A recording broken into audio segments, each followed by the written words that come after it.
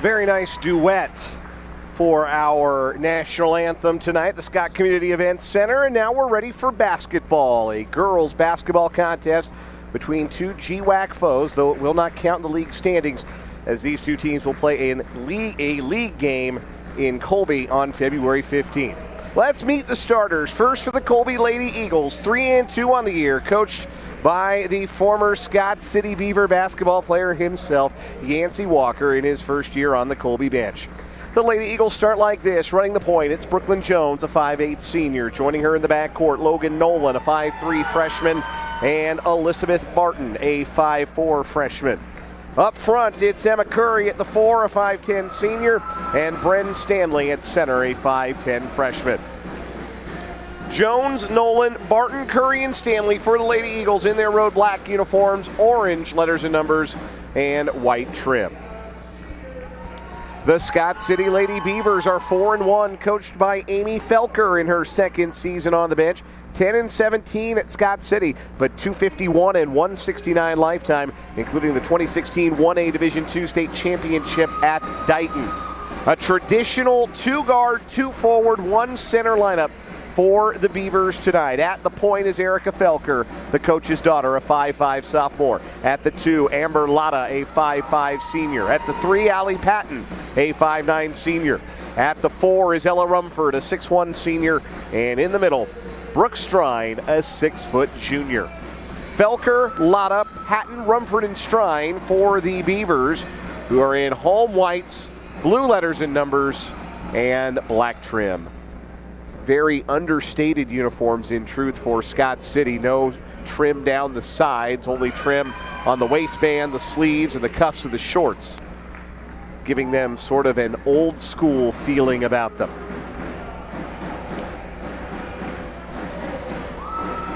This is a very intriguing game coming into tonight. Both teams looking to prove that they are going to be able to mix it up in what should be a rough and tumble Great West Activities Conference this year. Of course, Hugoton and Goodland began the year ranked. Cimarron has since joined them. Cimarron has one of the best players in the state, junior combo guard Michaela Miller. Scott City hung tough with Cimarron into the fourth quarter at Cimarron on Tuesday, but surrendered a 20-0 run to allow Cimarron to win that one by a dozen, 52-40.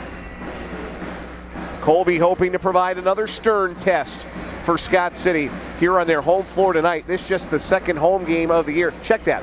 This is the fourth home game of the year for Scott City, as two of the games they played in their tournament, they actually did get to play at home. They were in the Garden City Roundball Classic, but did get to play Coronado, Colorado, and Wichita Trinity Academy here at the Event Center in Scott City. Scott City is 3-0 on their home court. This is 100.3 The Ride, KRDQ Colby, as we're 6 minutes past the top of the 6 o'clock hour and ready for basketball tonight. I am Dan Lucero again. So glad to be with you for these final basketball games of 2021. One chance to feel great about where you're at and where you're headed going into the winter break. Strine at 6 foot will jump against Bren Stanley, about 5'10". Colby left to right, Scott City right to left in the first half. Tap controlled by Colby. Stanley out jumps Strine and taps it back to Jones. Colby ball to start. Scott City in a 2-3 zone to start things. Bren Stanley has the ball in the right corner for Colby. Her older sister Kennedy, who of course graduated last year, is here tonight in Scott City to see her younger sister play. Bren Stanley left elbow, kicks right corner Barton. She drives, whips it cross court. Curry, short corner left, 10-foot jumper, too strong. The rebound falls to Strine, weak side for Scott City. Good look there for Colby against the zone, but unable to convert the jumper was Curry. Now Colby chases the ball around in the zone. Pass deflected by Barton. Came down to Runford. Another pass out to the wing deflected. That one came through to Felker. Now left corner Patton has it. Curry out to challenge her. Long overhead pass to Latta up top. Another deflection by Barton. That one came back to Latta, who now drives. Throws up a runner. Doesn't get the roll. Rebound is loose and a foul called on the board, I believe, on Bren Stanley. And that is the guilty party. That is Stanley's first. And that gets Anna Starbuck up off the Colby bench in a hurry. Starbuck, the 5'9 sophomore, replaces Stanley. Inbound coming from underneath. It's Felker with the hoop to her right, looking for Strine, and she lost it out of bounds. Good defense by Starbuck on the catch, making it difficult for Strine to bring it in. And Scott City turns it over for the first time.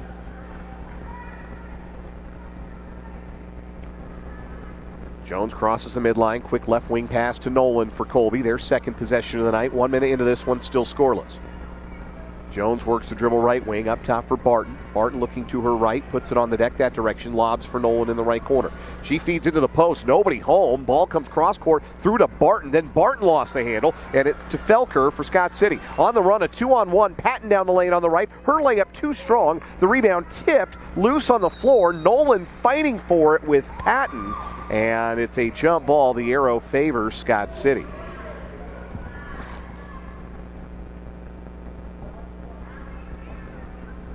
Felker to trigger in for Scott City. Lob to the top of the key, caught by Patton.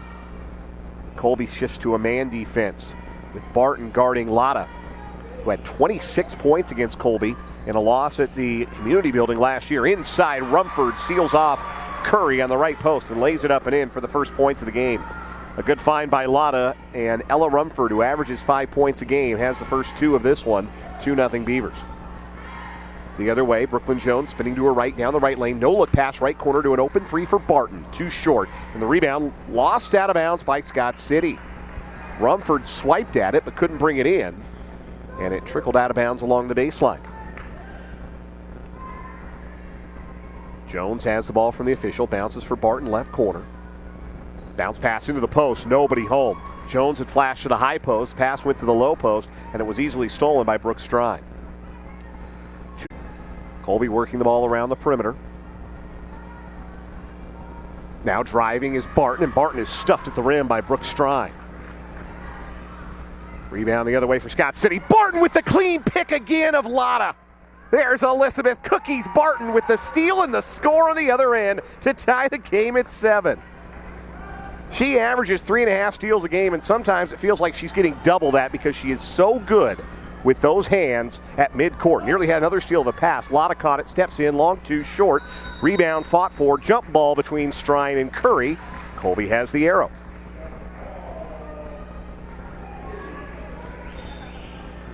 .226 to play in the first quarter. The score is tied at 7. Colby has not led. They can change that with points on this trip. Brooklyn Jones with the dribble up high. Shifts to Curry, top of the key. Curry, one dribble to her left, passes to Jones on the wing. Jones plays traffic cop with her left hand, bounces to the foul line. Barton is there, out to Curry up top. She fakes and drives into the right corner. Pull up, 8-footer from a tough angle is an air ball. The rebound out of bounds. Last touch by Rumford for Scott City. Second chance here for Colby. And Colby's done really well here in the early stages on the glass on both ends. Getting some second chance opportunities. Emma Wright to the bench. Logan Nolan in to replace her for Colby. Curry to inbound underneath. Hoop to her left. Quickly to Barton in the left corner.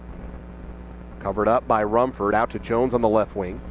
Jones guarded by Cup in the 2-3. Now Curry deep on the left wing. Fires a three. Left it short. Rebound out of bounds. Last touch by Colby.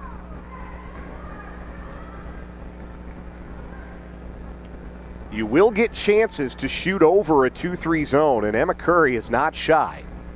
She is 1 for 3 already from distance tonight. Score tied at 7. Pass into the corner. Patton had it deflected by Curry, came back to Patton, and we have a whistle, and Patton stepped on the sideline. Excellent defense out in the corner by Emma Curry, forcing Scott City's 4th turnover of the night.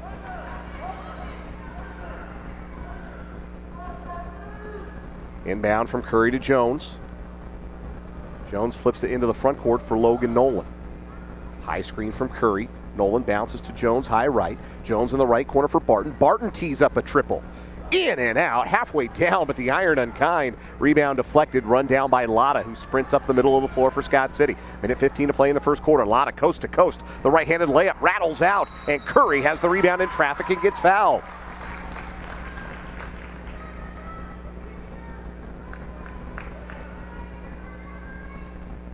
See who they signaled that on. I believe it's on Patton, and it is her first.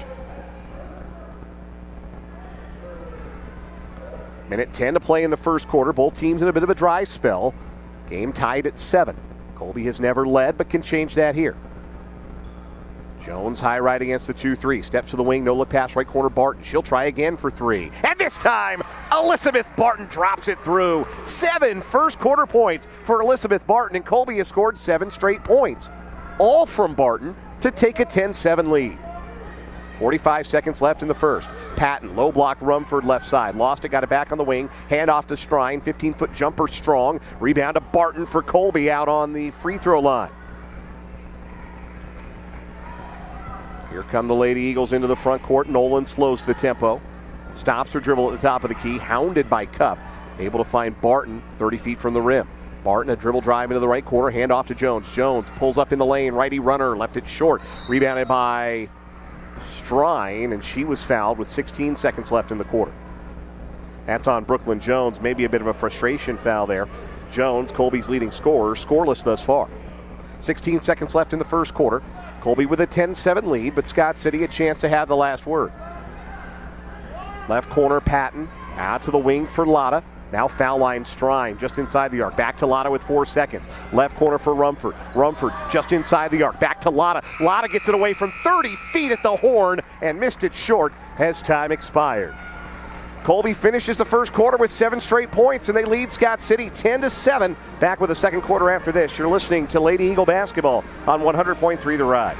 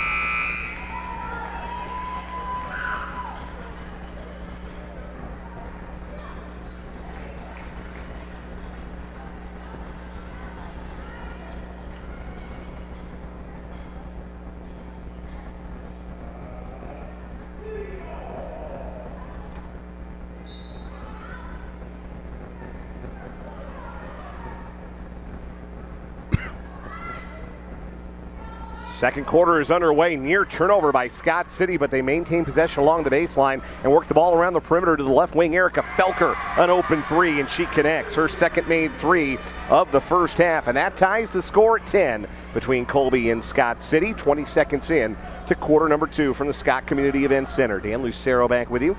Colby left to right as you listen with their first possession of the second quarter. Logan Nolan left wing, left open for 3. That's too strong. Rebound falls to Patton, weak side for the Beavers. Into the front court, Felker with the handle. Quickly to the left corner, finds Patton. Back to the wing, Barton jumped the passing lane, stole the ball and got fouled. That is the third steal already for Elizabeth Barton. She's got 2 or 3 deflections along with that. Foul on Mallory Cup, her first. Team foul number 5 on Scott City. Patton to the bench for the Beavers, replaced by Cheyenne Kramer. First action for the 5'8" sophomore. Colby into the front court. Scott City staying in the 2-3 zone. Nolan watched by 2 defenders with the dribble out on the left wing. Passes across the floor, high right for Brooklyn Jones. Back to Nolan on the wing. She fakes a 3, drives around Rumford. Right-handed runner on the way. Fell off the rim. Offensive rebound. Curry, the stick back wouldn't drop. And Rumford clears the glass for the Beavers.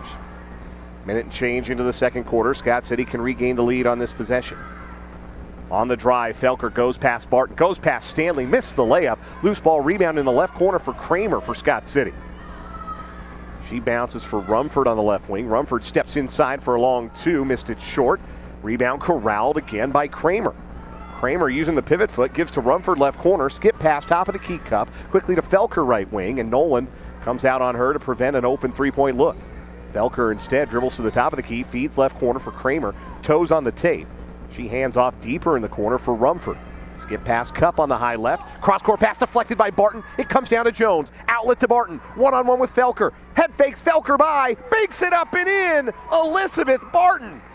She has 9 first 2.5 points, and Colby has a 12-10 lead. I don't think I've seen many players grow up faster than Elizabeth Barton is at the varsity level. She already looks like a savvy vet, but she just committed a reach-in foul on a Scott City player at the top of the key. That's Barton's first, team foul number 5 on Colby. Subs for Scott City, Cup and Kramer sit. Lotta and Patton are back in, so Scott City has their starting 5 on the floor. Barton gets a breather for Colby, replaced by Emma Wright. Entry pass, Strine gets position inside on Bren Stanley, right in the middle of the paint. And Brooke Strine floats it up and in for her first 2 to tie the game at 12. 5:40 to play first half. Jones, high right for Colby, around a screen to the right wing, pops a triple. Missed off the front rim, rebound falls to Rumford. A bit rushed for Brooklyn Jones, averaging 20 points a game, still looking for her first points in this one. Rumford in the right corner for Scott City. Out to the wing for Lotta. Lotta being chased by Nolan. Pull up at the foul line, left wing pass Felker.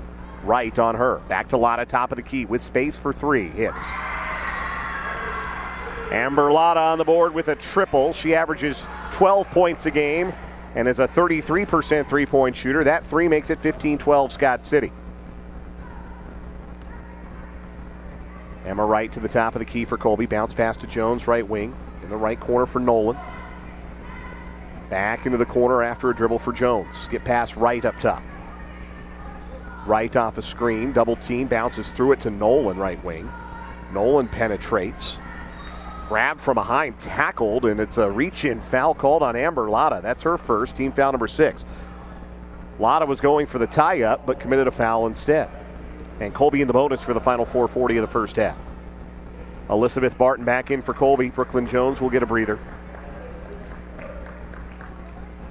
Emma Curry inbounds. Basket to her right on the baseline. Long pass caught by Barton high on the right. Barton puts it on the deck at control of the offense with Jones sitting to right at the foul line. 3 defenders converge and Wright throws it away. 4th Colby turnover of the night. 4.5 minutes to play in the first half. Scott City has scored 5 straight and have a 3-point lead at 15-12. On the give and go, Felker able to bounce the ball out of pressure. Now Felker has it back in the right corner. Missed the 3, but got fouled in the act of shooting by Emma Curry. The Cardinals sent a basketball, fouling a 3-point shooter. And 3 free throws coming up for Erica Felker. The challenge just a bit too aggressive by Emma Curry. Felker at the line, off the mark with the first. Colby set to make 2 subs. Brooklyn Jones and Anna Starbuck at the table. Felker connects on the second free throw. 1 more coming. Wright and Stanley go to the bench. Jones, or check that. Wright stays out there. It's Curry and Stanley who go to the bench. Felker goes 2 out of 3 at the free throw line. And it's now a 7-0 Scott City run. Beavers 17, Lady Eagles 12 as we approach the midway point of the second quarter here in Scott City. Brooklyn Jones high on the right against the 2-3 zone. Top of the key for Logan Nolan, left wing for Emma Wright. Back to Nolan between the circles, back to Jones on the right wing. Skip pass for Wright this time. Now short corner left, it's Starbuck. Top of the key for Barton, passes over a defender to Jones. A drive and a kick, left wing for Wright, short corner left, Starbuck. Starbuck going to work in the post. We have a whistle and a hand check foul called on Scott City, and that's going to send Anna Starbuck to the line for a 1-and-1. The sophomore determined to drive and got hacked by Strine, and that's 2 on Scott City's 6-foot center here in the first half. That may necessitate Scott City go small here, and it does as the 5'4" Mallory Cup replaces Strine in the lineup. For Colby, Emma Curry replaces Emma Wright, so Colby goes a little bigger. 1-and-1 for Anna Starbuck. And Elizabeth Barton was in the paint before the shot. A lane violation. The free throw missed anyway. But Elizabeth Barton was way quick off the mark there to try and get the rebound on a ball that had not left the shooter's hand. So Scott City the other way, still with a 5-point lead. Pass cross court from left to right, tipped out of bounds along the far sideline right by Emma Curry. Cup to inbound just below the free throw line, extended on the right for Scott City. Top of the key to Felker. Lob looking for Shrine. She catches on Starbuck. Missed the reverse layup. That was Rumford, and Starbuck held her own defensively and got the board. Colby the other way with Brooklyn Jones. Left wing Curry. She fakes the three. Lob for Barton at the foul line. Back to Jones, right corner. Jones around a defender to the foul line. Hands off to Curry. Top of the key. Three on the way. Off the back rim. Felker snares the board for the Beavers. Colby ice cold in this quarter. Just 2 points in the first 5 minutes. Felker weaving through traffic. Kick short corner left Cup. 15-foot jumper. An air ball. Foul on the rebound. Rumford over the back of Starbuck. Ella Rumford's first personal. Team foul number 8.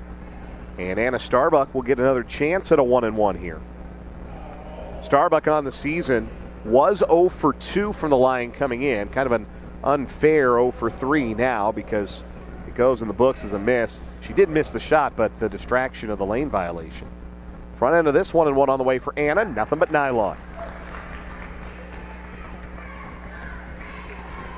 That stops a 7-0 Scott City run with 2:58 to play in the first half. And it allows Starbuck to shoot the penalty. But she misses the second short, and Rumford taps the rebound to her teammate Felker. 17-13 Scott City. The Beavers quick into the front court. Cup right by her defender. Blew the layup on the left block. And the rebound uncontested to Logan Nolan for Colby. She went right by Emma Curry, did Mallory Cup, but couldn't finish. Nolan picks up the dribble, in trouble up top. Lobs for Jones, high right. Jones has a screen from Starbuck, leaves it in the right corner for Barton. Barton tees up a triple, left it short, and on the rebound, Rumford boxes out Curry, strong side for it. Felker out in the pass, deflected, comes through to Patton. Patton down the lane on the run, fouled in the layup attempt by Starbuck. Colby got beat in transition that time. And Yancey Walker's just been issued a bench warning for Colby by the official who called the foul. I think Walker felt like Barton was fouled in the act of shooting at the other end, and now Walker and the official having a chat, while the other end at the free throw line, Allie Patton clanks the first free throw. That foul, the second on Starbuck and the 7th on Colby. Starbuck with those 2 fouls will stay in the game for now. Second free throw try for Patton is good. She splits the pair. Scott City's lead is back to 5, matching their biggest, 18-13. 2:20 and counting to play in the first half. Emma Curry brings the ball into the front court for Colby. Pass to the right wing, out of reach of Brooklyn Jones. She couldn't reel it in. Unforced error there by Colby. Turnover number 5 for the Lady Eagles.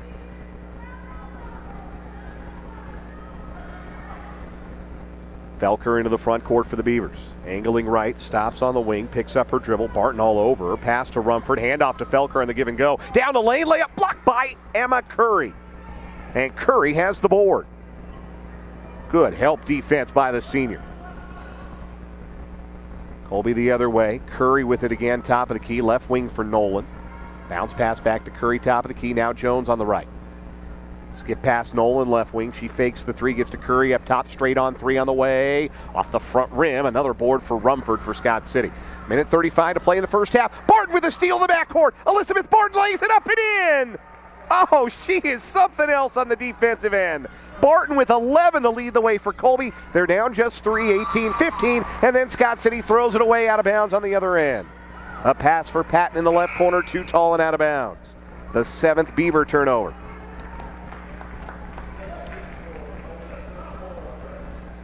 Colby brings Bren Stanley back in the game, replacing Anna Starbuck. Nolan into the forecourt. Off a high screen, leaves it for Barton between the circles. Left wing for Nolan. Being chased outside by Mallory Cup. Bounce pass across, right wing for Barton. Deep three for the tie. In and out, but a whistle and a foul. Barton got hacked across the arm. Amber Lotta picks up her second personal foul. So Scott City's 3 leading scorers, all with 2 first-half fouls. Strine, Lotta, and Felker. And Elizabeth Barton with 3 free throws coming up. High arcing release splashes through for Barton, who with that free throw already has a career high in this game with her 12th point. And we've still got 1:06 to play in the first half. Second free throw for Barton. Swish. Cheyenne Kramer checks in for Scott City, relieving Lotta. Barton with one more free throw, a chance to tie late here in the first half. On its way, nothing but nylon. How about 14 first half points for Elizabeth Barton?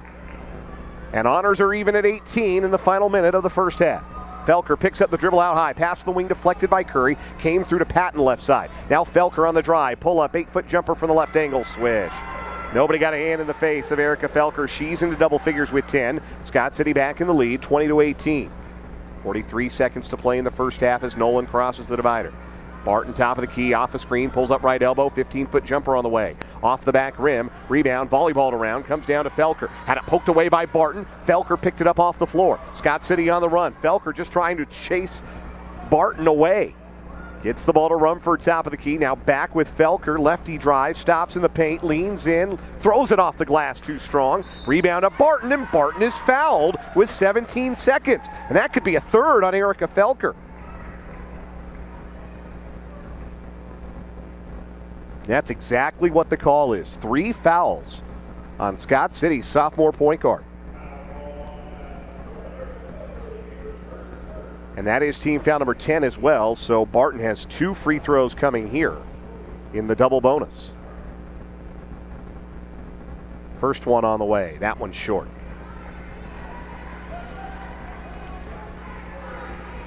Sub in for Scott City, Brinley Stevens, a 5'6" sophomore for her first action, replacing Felker. One more free throw for Barton to make it a 1-point game, and she gets the bounce. 20-19, Scott City, final 17 seconds of the first half. Beavers can hold for the final shot if they want. Patton right corner, out to the wing for Cup. Pass deflected by Barton. It comes to Barton. Barton has Jones out ahead. Finds her with a pass. Right-handed layup good with 2 seconds. And Colby will take the lead into the locker room, 21-20, thanks to a dazzling first half on offense and defense by the freshman Elizabeth Barton. 15 points, and there the steal and the assist for Brooklyn Jones's first 2 of the half.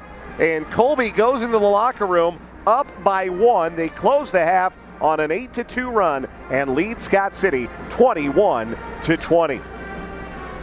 We will take a break. We will come back with the Cornerstone Ag halftime show here in just a moment.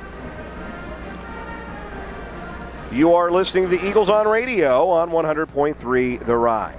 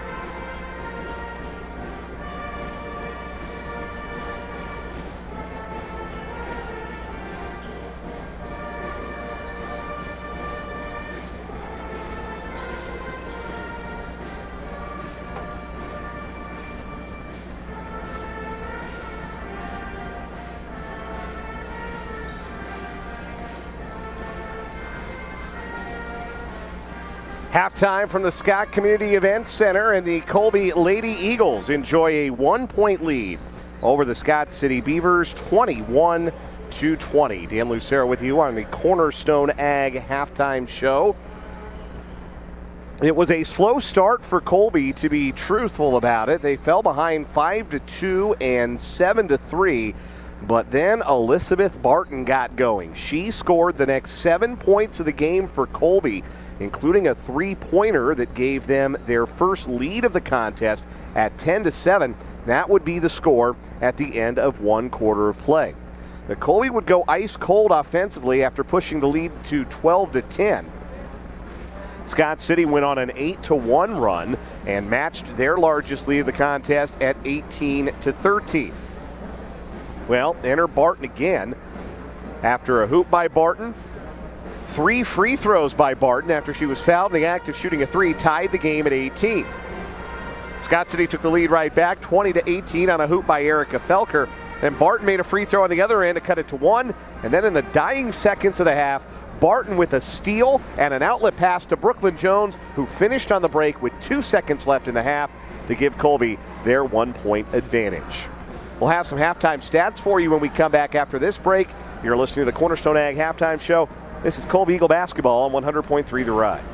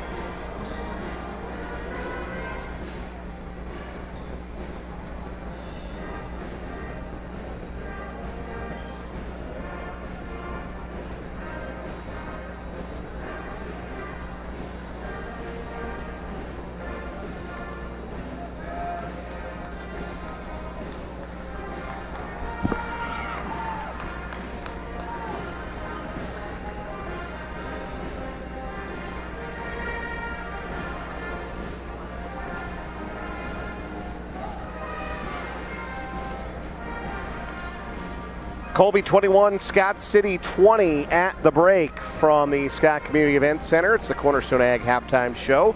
Dan Lucero with you. Game 1 of our Colby basketball doubleheader tonight. The final Colby basketball games of the calendar year 2021. Halftime scoring figures. Scott City led by Erica Felker with 10 points. She was one of 5 Beavers to find the score column. Amber Lotta and Allie Patton with 3 points apiece. Ella Rumford and Brooke Strine with 2 points apiece. Colby had 4 in the score column. Elizabeth Barton leading the way for everybody. Already a new career high for the freshman in just one half of work. 15 first half points. That includes going 6 for 7 at the free throw line. Emma Curry has 3 points. Brooklyn Jones just 2 points, but they were big ones. They were the ones right before the half that gave Colby the lead. And Anna Starbuck finished the first half with 1 point. 21-20 when you add it all up. Colby in the lead. We will bring you the second half of play from Scott City next. You're listening to Eagles on Radio on 100.3 The Ride.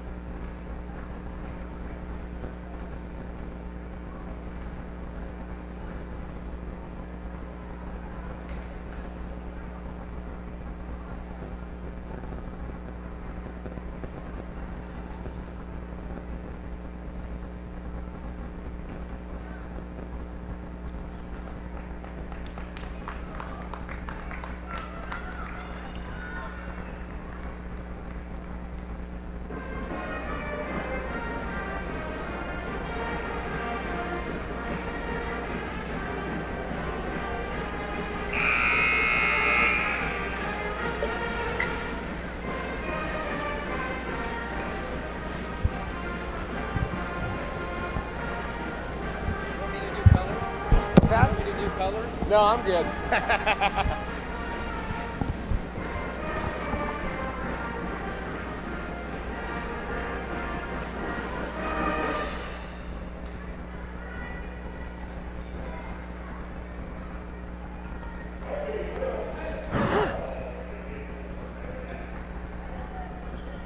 Dan Lucero back with you from Scott City for the start of the third quarter of this girls basketball contest, with Colby leading Scott City 21-20. Colby will start with the basketball. They go right to left as you listen. Scott City left to right. The inbound to Brooklyn Jones. She brings the ball into the front court with a quick pass to Logan Nolan, and we are underway. Brooklyn Jones has it short corner left. High post to Brendan Stanley, rather. And now the ball works around the horn. A pass is stolen at the top of the key. Amber Lotta took it away, but missed the left-handed layup on the other end. The rebound deflects to Elizabeth Barton for Colby. Now it's Barton's turn to sprint down the right side. Going it alone against four defenders, and Lotta comes from behind to poke the ball away out of bounds. Both teams with their starting fives on the floor. For Colby, that's Jones, Barton, Nolan, Stanley, and Emma Curry. As the inbound comes to Barton in the right corner. Try to throw it back inside, but Ella Rumford there to deflect the ball right back out of bounds. The five for Scott City: Erica Felker, Amber Lotta, Allie Patton, Ella Rumford, and Brooke Strine, 1 through 5. Now Curry inbounding along the right sideline, in for Jones, who comes off a screen from Nolan and brings the dribble to the top of the key. Scott City settles back into their 2-3 zone defense, which they played almost exclusively here. Jones to Nolan, left wing. Nolan fakes and drives and tosses up a runner, has a block by Strine. Jump ball on the rebound as Patton and Stanley got mixed up, but Scott City has the arrow. There's the length that Scott City has. As it didn't take much. Strine didn't have to come out too far to be able to get up and block the floater from Nolan. Just underway in this third quarter. Scott City trying to take the lead back. Felker on the left wing. Driving on Jones. Goes past Jones. The lefty is up and missed, and she traveled with the ball before the shot. Missed the runner too strong, probably because she needed an extra step, or took an extra step. Turnover number 8 for the Beavers. 1 minute into the third. Colby ball with a 1-point lead. High screen for Nolan. She sprints through two defenders, gives to Stanley on the high post. Out to Jones, right wing. She fakes, drives, and kicks. Short corner left, Curry. Curry, a runner from the left angle, is nearly an air ball. It just hit the glass. Awkward release there from Curry, and it's rebounded by Patton. Scott City the other way. Felker guarded by Jones. Colby in a man-to-man defense here, and actually more of a matchup zone. Is through the paint, traveling with the basketball, is Amber Lotta. She got to her spot on the left elbow, but took a little bunny hop before the shot. And now before the inbound, Colby had a sub at the table, and there was miscommunication. The sub coming in, a frustrated Emma Curry departs. She felt like she got fouled on her last shot, and she was visibly agitated coming down the floor and coming to the bench there. She's replaced by Janessa Cheney.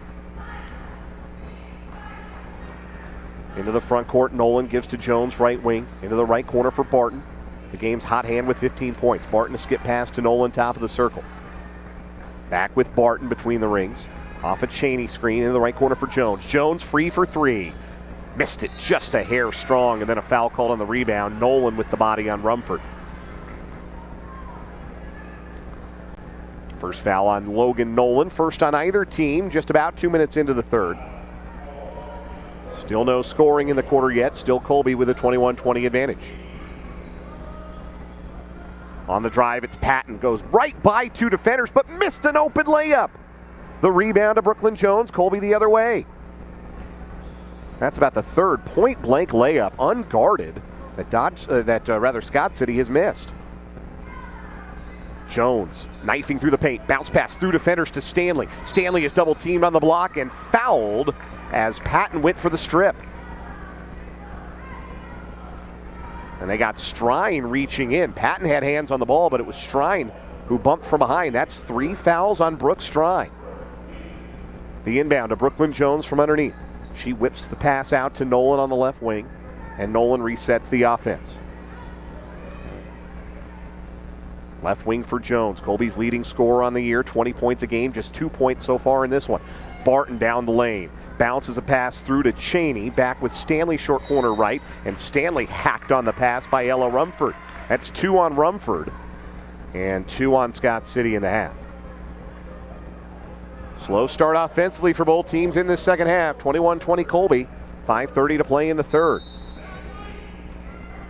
And Amy Felker wants time on the Scott City bench. First timeout taken by either team. It is a 30-second timeout with 5:13 to play in the third.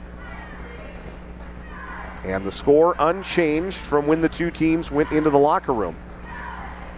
21-20 in Colby's favor.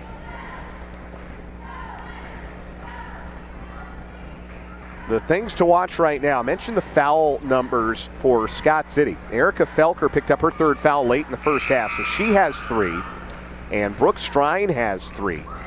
Strine, the leading scorer and rebounder for Scott City. Felker, their third leading scorer and point guard.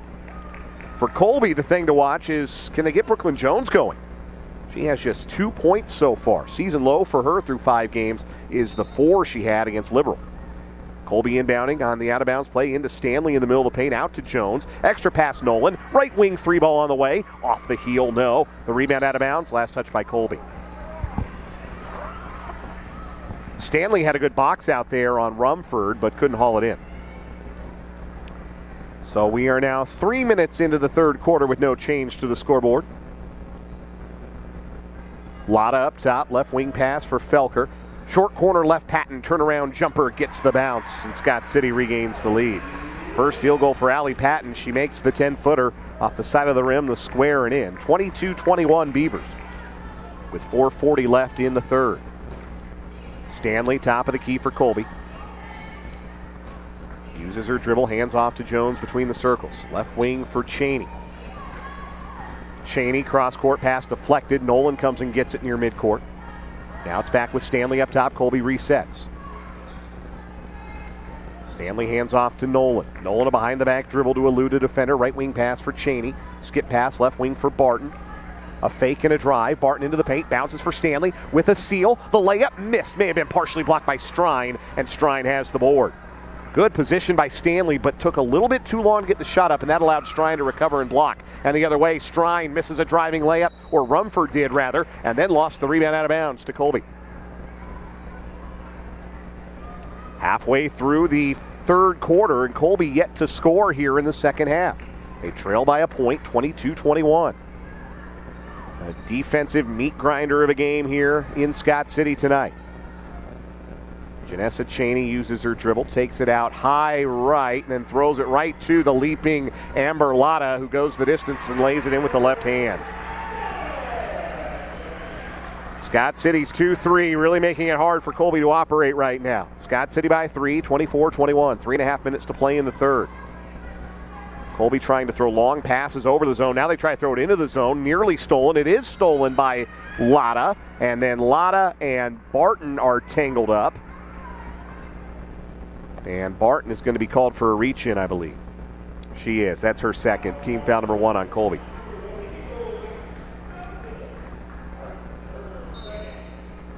Sub in for Scott City. It will be Strine going to the bench. Scott City goes to a smaller lineup. Mallory Cupp replaces her. It's a 3-guard lineup now for Amy Felker and the Beavers.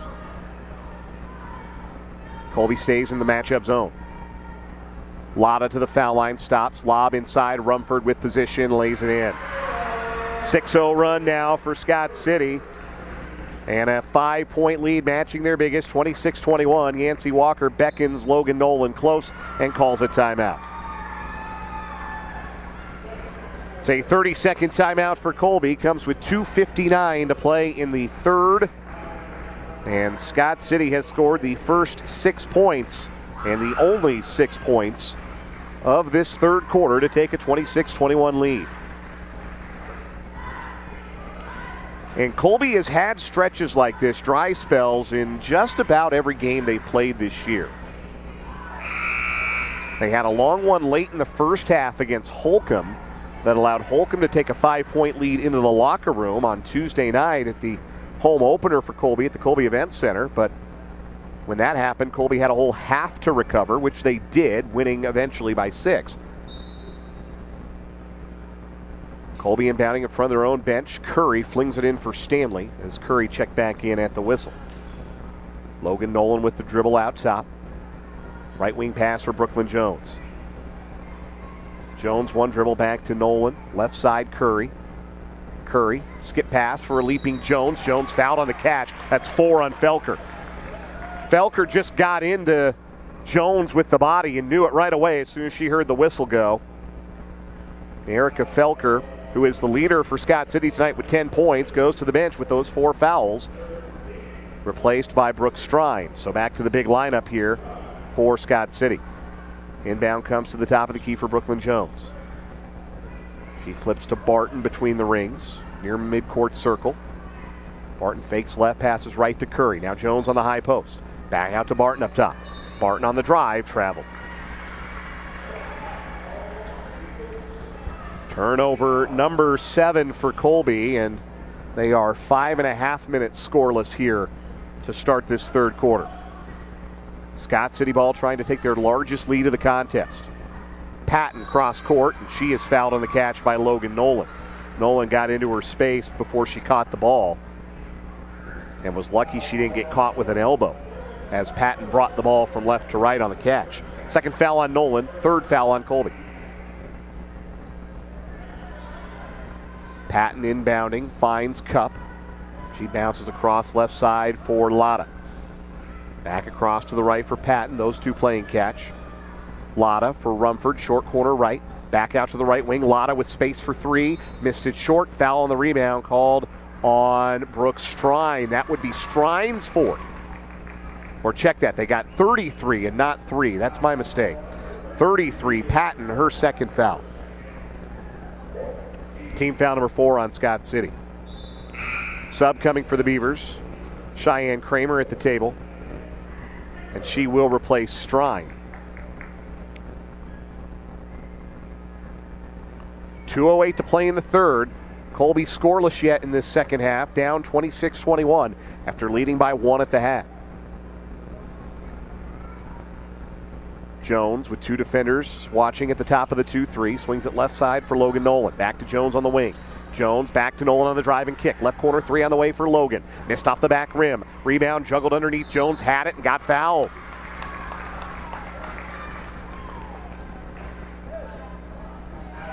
Fifth foul on Scott City. That's the second on Mallory Cup.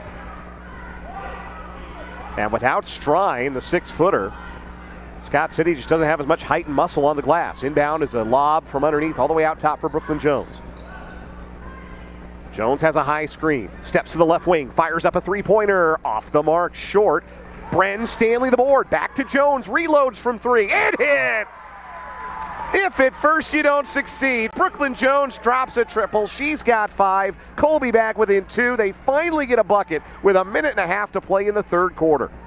26-24 Scott City. Lotta on the drive. Righty teardrop is short as she collided with Curry. Bren Stanley the strong rebound in traffic for Colby. And the Lady Eagles can tie or regain the lead here. Nolan right side for Curry. To the high post, Jones. Jones probing, spins past the defender, scoop shot up and in, and the foul! Oh, what a finish by Brooklyn Jones. We got a tie game and a chance at a 3-point play for Brooklyn Jones. The foul on Rumford, her 3rd. Team foul number 6. A nifty finish. She just spun right around. Cheyenne Kramer scooped it in with the right. The free throw is up and in. Jones with 8 now, and Colby back in front on a 6-0 run, leading 27-26 with a minute to play in the third. Scott City quickly to Rumford at the foul line. She fakes, drives, up and under fake. Kick out up top for Kramer in the left corner. Cup pulls it away from an aggressive defender. Triple teamed and fouled on a reach in. Now we're getting a whistle just about every time down on either defensive team. That time it was Emma Curry reaching in, her 2nd. And team foul number 4 in the Lady Eagles.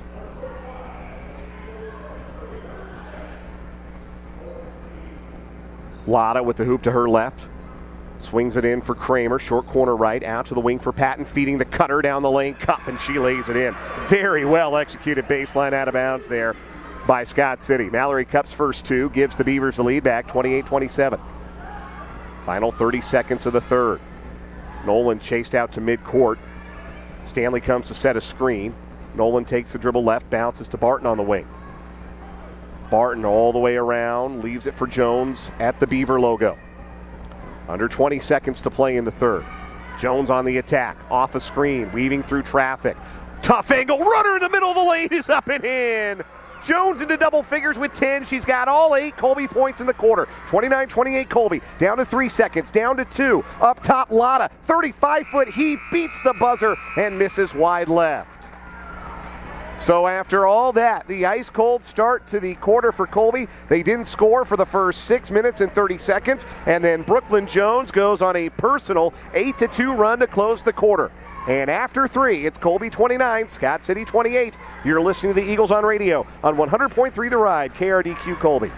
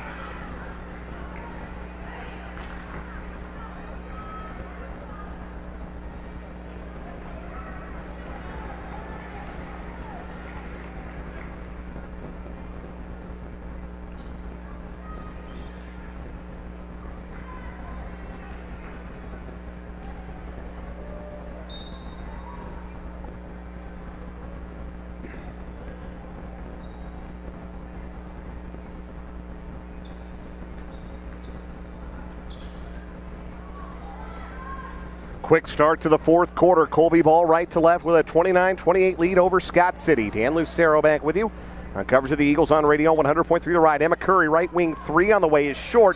Rebound to Barton, and then we have a whistle and a foul called on Scott City, and that will send Barton to the free throw line. That is team foul number 7 on Scott City. It's on Allie Patton, her third. And Barton quick to the spot on the weak side to grab that offensive board to shoot the 1-and-1. Barton 6 of 8 from the line tonight. Swish on the first. The first point of the second half for Barton, who had 15 in the first half. Third quarter was all Brooklyn Jones. Barton and Jones have 26 of Colby's 30 right now. Second free throw for Barton. Nothing but nylon. Colby is a team 10 of 12 from the line, and they have a 3-point lead, which is their biggest of the game, 31-28. 30 seconds into quarter number 3. A three-pointer from the right corner, off the mark from Patton. Long rebound to Ella Rumford. She had a pass deflected off of her head, off of another Scott City player and out of bounds. And do I need to tell you who had the deflection for the Colby Lady Eagles? Of course it was Elizabeth Barton, making a nuisance of herself on the defensive end once again. So Colby with a chance to build on this 3-point advantage. Colby on the right wing, it's Emma Curry. She starts it around the horn to Barton.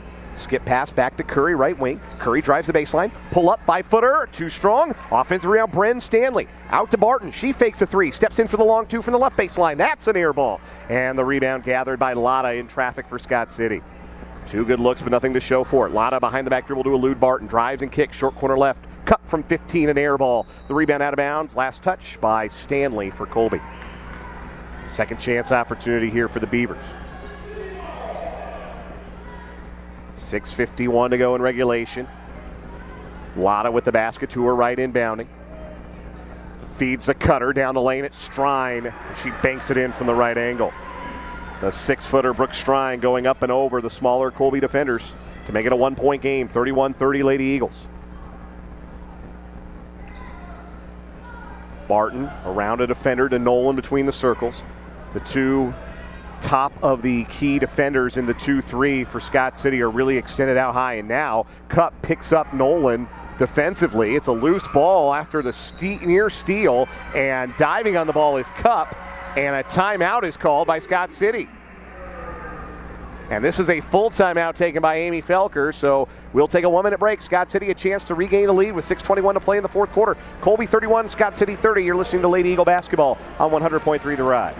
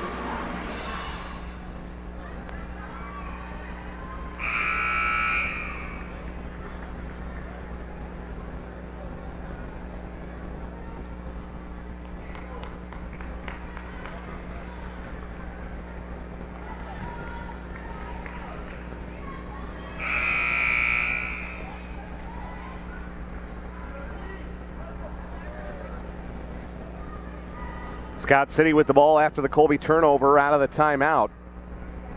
Ball inbounded in the front court. It's Allie Patton next to the scores table, who fires ahead for Ella Rumford in the right corner. Strine posting up on Stanley. Into the paint. Throws it into the left corner over the head of Cup, who tapped it back in bounds, but right to Emma Curry for Colby.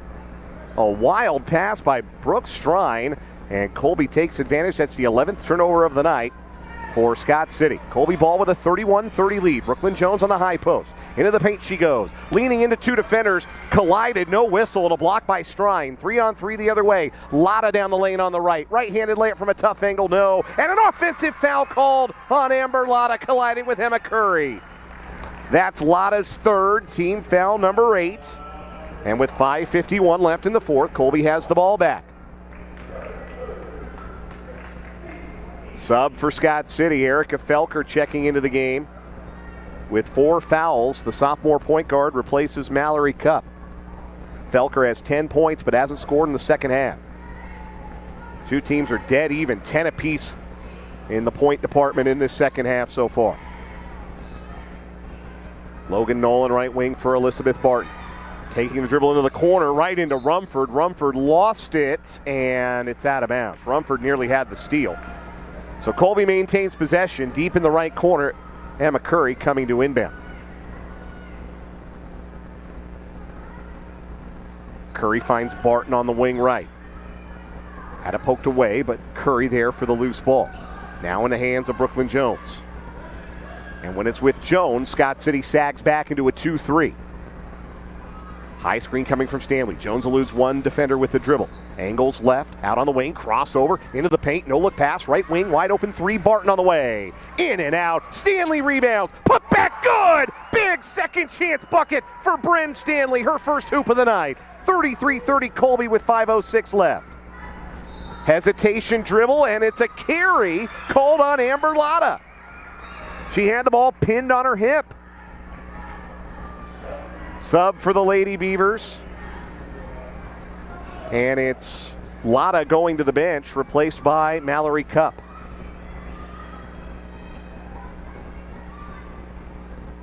Colby really hasn't been able to find the range from distance tonight. Just 3 made threes, despite the fact that they've had a lot of good looks. But on that miss from Barton, Bren Stanley had the inside position on the right post for the putback.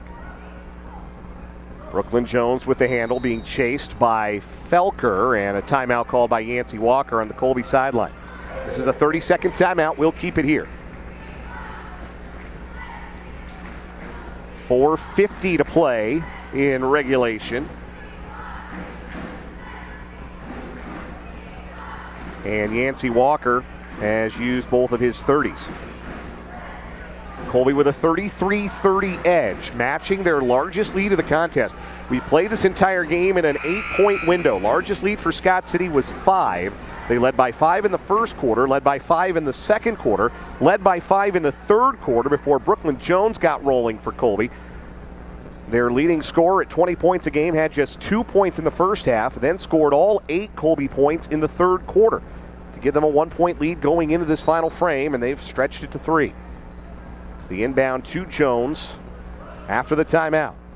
A behind-the-back dribble on Mallory Cup. Off a screen from Stanley. Driving kick left corner for Nolan. Back to Curry, top of the key. Curry back to Nolan between the circles. Backing away from her much bigger defender, Patton. Now it's with Stanley, top of the key. Stanley hands off to Jones.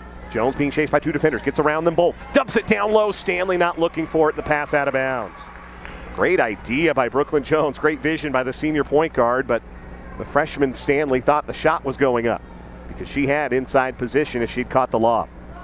Scott City the other way. Pass at the top of the key. Tipped away. Stolen. Guess who? It's Elizabeth Barton again. Barton wisely pulls it back out. Colby can play 5-on-5 as we approach the midway point of the third quarter. Ball nearly poked away from Jones by Cup. Left wing pass to Curry. She fakes a 3. Back to Jones between the circles.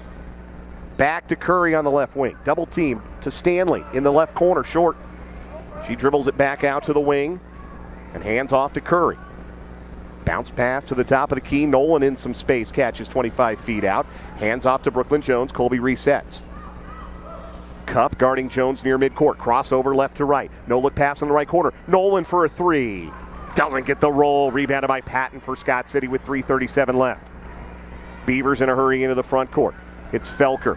Bounce pass left corner to Rumford. Rumford inside to Felker. She kicks it across the lane. Cup is open. Right baseline jumper, no. Rebound Patton. Stick back good off the glass. Allie Patton with the second chance bucket to make it a 1-point game again. 33-32 Colby with 3:15 left. Barton holds the ball on her right hip near midcourt.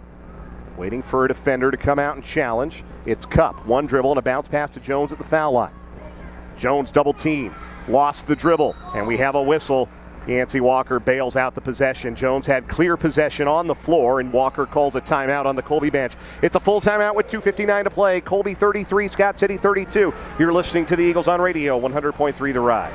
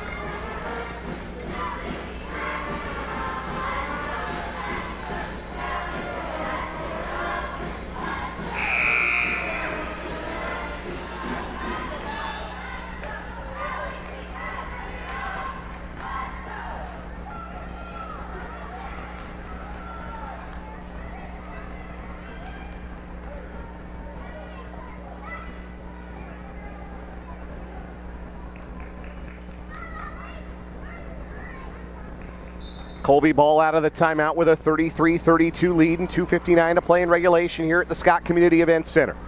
Going right to left on your radio dial, and a turnover at midcourt. Bren Stanley with the dribble handoff is intercepted. Amber Lotta coast to coast, and she gives Scott City the lead with a left-handed layup. 34-33, Lady Beavers with their first lead of the fourth quarter with 2:40 left. Brooklyn Jones off a screen. Shoots a tough angle floater, partially blocked by Strine, who rebounds. So it's Scott City with the ball in the lead. In the right corner, Patton. Out to the wing for Lotta. Top of the key, Ella Rumford. She feeds it right on back to Lotta on the perimeter. Colby in a man defense. Barton poked the ball away. Lotta got it back. Backing down. Barton spinning to her left at the foul line. Had the ball poked away again. Loose on the floor, and we have a whistle. It's a jump ball. Scott City has the arrow.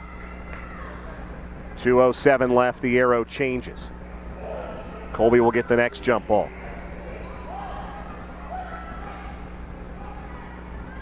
Felker inbounding basket to her right. Quick inbound to Strine. Caught underneath the basket. She feeds it right back to Felker, who missed the layup. Rebound tipped in the middle of the paint. Rumford has it. Out top to Lotta.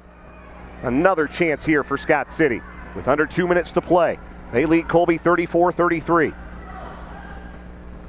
Felker, high right for Lotta. Back with Felker. Jones out to guard her. Felker one dribble. Finds Rumford close to the wing, and now Amy Felker calls time on the Scott City bench. We'll take a 1-minute break with 1:38 to play. Colby down 1, 34-33. You're listening to the Eagles on radio on 100.3 The Ride.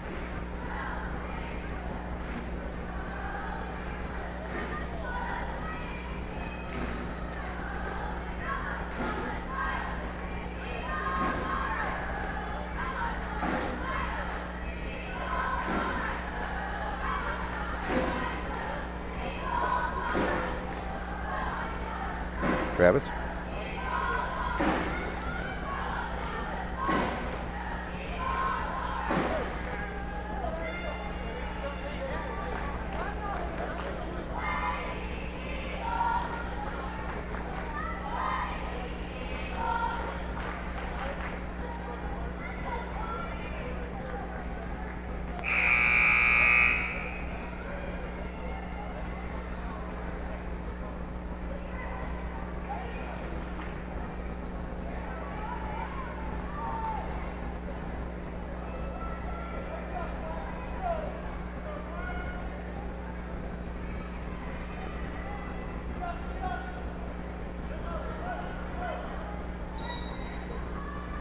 Colby Lady Eagles need a stop and a score. Minute 38 to play. Trailing Scott City 34-33. Scott City with the ball. Being chased up top is Amber Lotta, and Colby gives a foul. They have two they need to give, and Logan Nolan gives one of them right there. Team foul number 5, and Nolan's third. Colby has a sub at the table. It's Allie Flanagan, first action for the 5'5 freshman. She comes in to replace Nolan. Inbounding is Patton, finds Felker out near midcourt, and Flanagan, aggressively defending, gives the foul. Obviously her first, as she just checked in. And now the next foul will put Scott City at the line. Patton again being guarded by Curry as she throws it in. This time it's to Lotta, and Lotta is immediately fouled by Barton. That's Barton's third. So Yancey Walker decided during that timeout he wanted to get Scott City on the line as quick as possible and start extending the game right here, even though it's just a 1-point game. Flanagan, a job well done, goes to the bench, replaced by Logan Nolan. And a 1-and-1 coming for Lotta, who's a 79% foul shooter. Front end of the 1-and-1 up, and she missed it short. Strine rebounds, missed the putback. Curry's got it for Colby. So here come the Lady Eagles down 1. Minute 18 to play as Logan Nolan has the handle up top. Now it's with Brooklyn Jones. Off a Curry screen. Angling right. Hand off to Elizabeth Barton. Skip past Nolan on the left. Colby just not able to get a real quality touch inside the painted area. Barton on a drive. Pulls up. Long two from the right angle. She's fouled on the shot with 59 seconds. And that's on Erica Felker. She's just fouled out. Erica Felker fouls out, fouling a jump shooter. She finishes for now as the high scorer for Scott City in this game with 10 points, replaced by Mallory Cupp. 2 free throws coming for the freshman Elizabeth Barton in a 1-point game with 59 seconds to go. Barton with a game-high 17 tonight. First one. Off the mark, didn't get the roll. Hit the front of the rim, hit the square, hit the left side of the rim, fell off.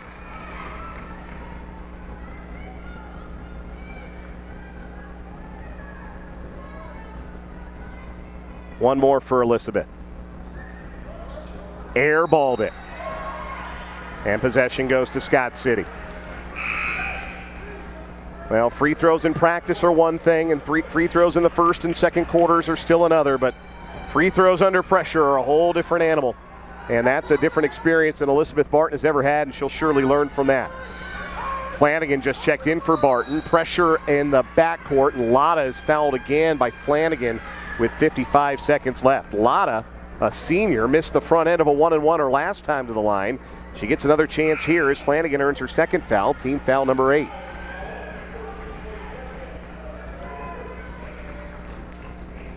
And Barton comes back in the game for Flanagan. Another 1-and-1 for Lotta, who missed the front end short just moments ago. Not short there, nothing but net. And it's a 2-point Scott City lead. Plenty of time, 55 seconds. The penalty, swish. 3-point Scott City lead, 36-33. Colby does not need a 3 right away, plenty of time.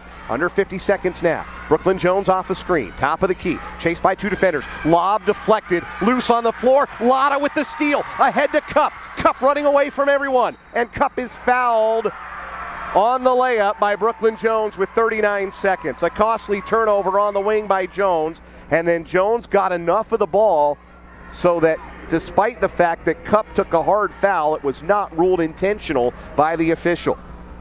Second foul on Jones. And now it's Mallory Cupp shooting 2 to make it a 2-possession game. Cupp on the year, 1 for 1. Off the heel, misses the first. And before the second, Yancey Walker calls a full timeout. 39 seconds to play here at the Scott Community Events Center. Colby trailing Scott City 36-33. You're listening to the Eagles on radio, 100.3 The Ride.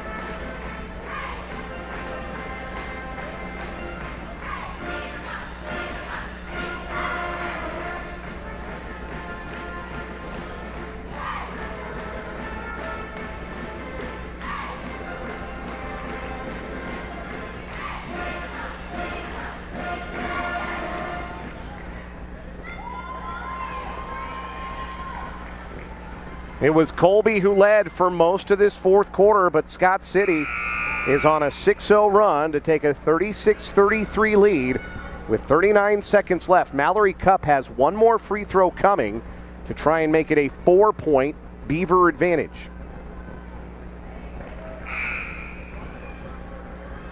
Colby rings their starting five back out onto the floor. Scott City playing with four, their starting five. Cup out there in place of Erica Felker, who fouled out. Both teams with 9 team fouls. Colby has the possession arrow. Second free throw for Cup. Back rim, no, and it wouldn't have counted anyway. There was a lane violation committed by Scott City. Logan Nolan had the rebound for Colby either way, but still, 2 misses by Cup mean it's still a one-possession game. Colby can tie with a 3, but with 39 seconds left, they don't need a 3 in a hurry. Brooklyn Jones lets the ball roll at her feet before picking it up as she crosses midcourt to start the clock. A pair of high screens, she goes left. Feeds it into the post, knocked away by Strine, and Strine has the steal. Ahead to Rumford, forward to Patton with 27 seconds. Colby has to give a foul, and they do. Jones tried to feed Bren Stanley on the cut through the paint, but the length of Brooke Strine disrupted the pass and batted it away. And now it's Allie Patton's turn at the stripe for 2. She is 3 for 4 from the line tonight. 12th turnover for Colby, 2 big ones here in the final minute. But Patton short with the first free throw with 25 seconds.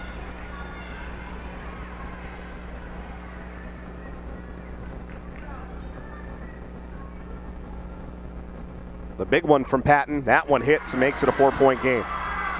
37-33, and now Colby needs a bucket. Jones picks up the rolling basketball, drives into the lane, Euro steps and throws it up off the back rim. No, the rebound to Strine in traffic, and Strine is fouled with 18 seconds. That's on Jones as well, her third. Frustrating night for Brooklyn Jones. She does have 10 points, but that's just half her average. She has not been able to get into the paint against the 2-3 zone and the length of Scott City. Meanwhile, Brooke Strine cashes in the first free throw.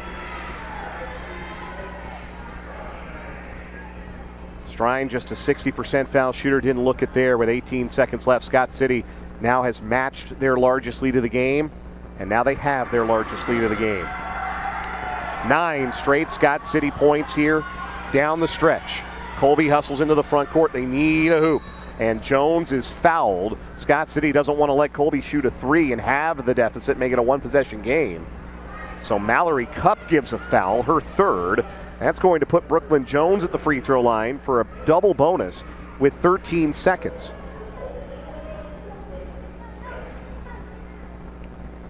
First try for Brooklyn on the way. Nothing but the bottom of the net.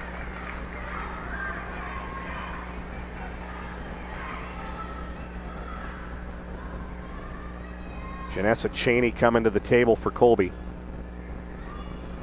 Jones sinks both free throws. Make it a 4-point game, 39-35, and Jones, with 3 fouls, goes to the bench, replaced by Chaney, so that she doesn't have to give a 4th. Patton inbounding for Scott City. Curry defending, and we have a whistle. And a foul called away from the ball.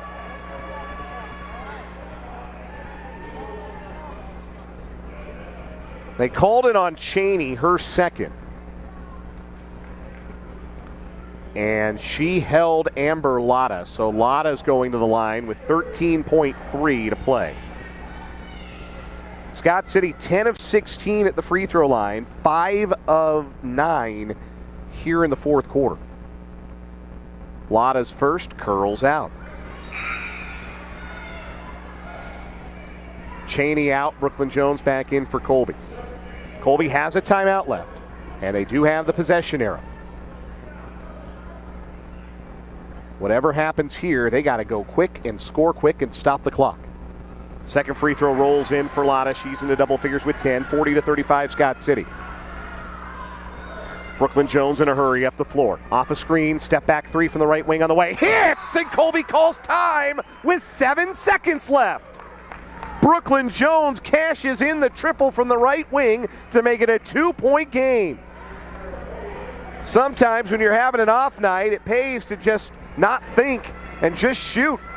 High screen from Stanley. Jones went right, got space, cashed it, and Yancey Walker calls his final timeout with 7 seconds to play. And Colby now down by just 2. So now, if you're Colby, you're thinking strategically, who do you want to foul? Now, Lotta's a 79% foul shooter, but she's been a little bit shaky here, missing the front end of a 1-and-1 earlier. Strine is just a 60% foul shooter, but she made a pair. Rumford hasn't been to the line yet. She's 5 for 8. Hatton is an 80% foul shooter. She is 4 for 6 tonight. And then Cup is 0 for 2 tonight, 1 for 3 on the year. That might be who you want to foul. Allie Patton to inbound. Emma Curry will guard her as close as she's allowed. Janessa Cheney is out there on defense for Colby. The inbound to Strine, and Strine is fouled by Janessa Cheney right on the catch. Cheney's third. Jones to the table to replace her with 6.1 seconds to play. So if Strine misses either of these, Colby will have that long to get the rebound, go down the floor, and either tie or maybe even win it.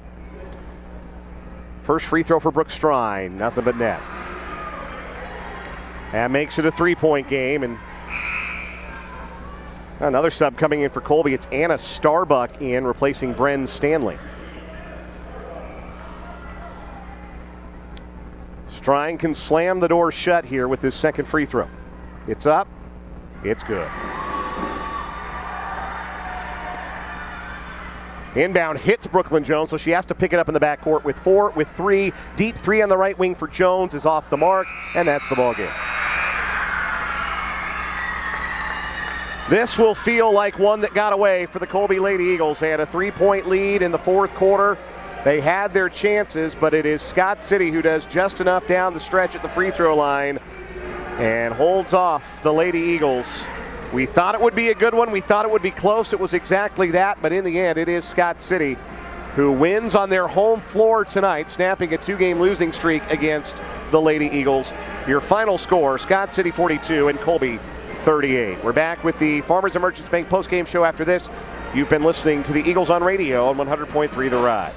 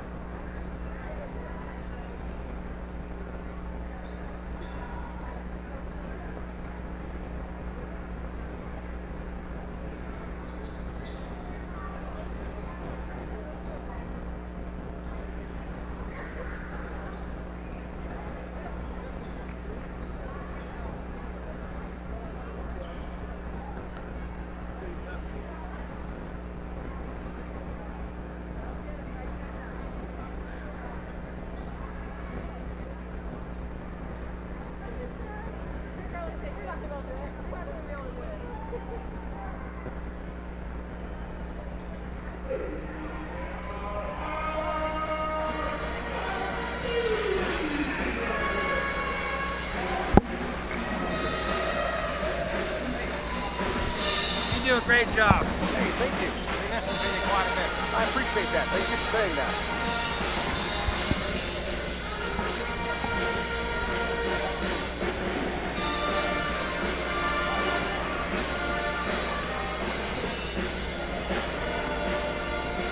Ten seconds.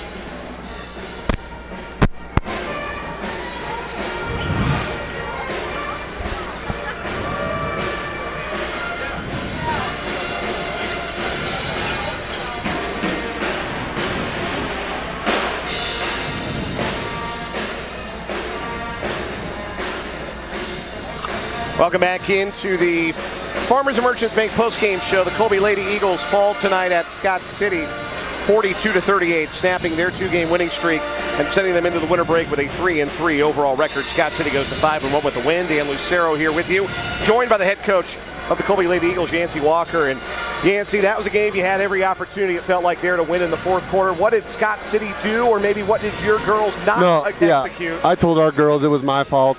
You know, I tried to back us out and to the car.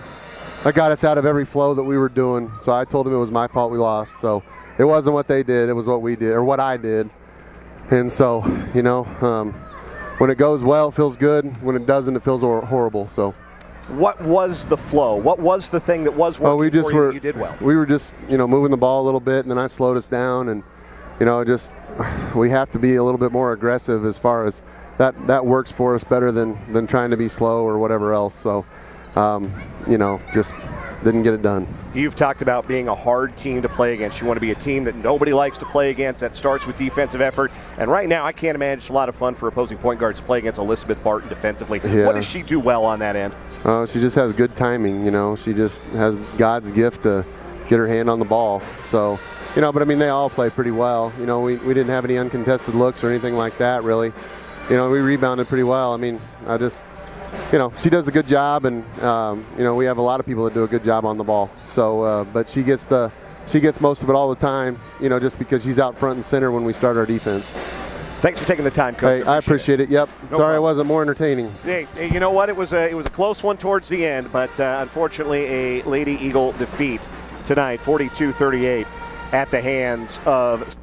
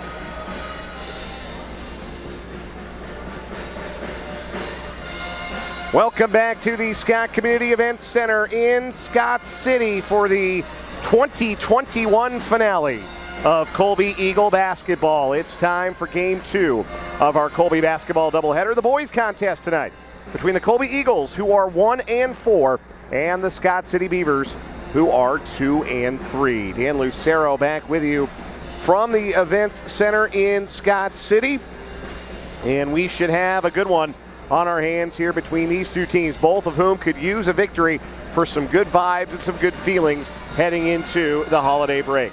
The Colby Eagles might be 1-4, but they have played better than their record. Head coach Parker McKee insists that they are very close to turning the corner, and they certainly looked that way in their home opener Tuesday night at the Colby Event Center when they took on a Holcomb team ranked in the top 10 in Class 3A by the KBCA. Colby was tied with Holcomb at the half and led late in the third quarter, but Holcomb used superior three-point shooting to gradually pull away, led by as many as 11 in the fourth quarter, and ultimately defeated Colby. 67-62 was the final score. Colby had 3 players in double figures. It was Hunter Vaughn leading the way, matching his season average with 18 points on the night, including 4 of Colby's 6 made three-pointers. Guy Tubbs added 15 points in a starting role at the post. He's averaging 11.3 points per game in his first 4 career contests. And Carson Van Eaton was a welcome addition back to the lineup after he had missed the topside tip-off tournament for Colby through illness. Van Eaton scored 14 points in the loss to Holcomb, and he's been in double figures in each of his first 2 games this season for Colby. The Eagles have shown the potential to be a potent offensive team, averaging a shade over 51 points a game, but they are allowing 59 points per game and must tighten up defensively. Scott City, meanwhile, is 2-3. They are coming off of a win over GWAC competition Tuesday night as they blitzed Cimarron 63-40. After early season struggles from behind the arc, Scott City made 9 three-pointers in that win over the Blue Jays. They've made just 10 in their first 4 games combined. Scott City won their opener narrowly over Ulysses, but lost all 3 of their games at the Garden City Round Ball Classic. They are led by 6'6" sophomore Gus Hawkins, who averages 13 points a game, and 6'3" senior Ronnie Weathers, who averages 10 points and 8.5 boards per contest. Between those two and 6'4" senior Carter Gooden, this is a big, bruising Scott City team that likes to work inside out. We'll get Colby head coach Parker McKee's impressions of these Beavers when we hear from him on the Funk Optometry pregame show. That's coming up next. You're listening to the Eagles on radio on 100.3 The Ride.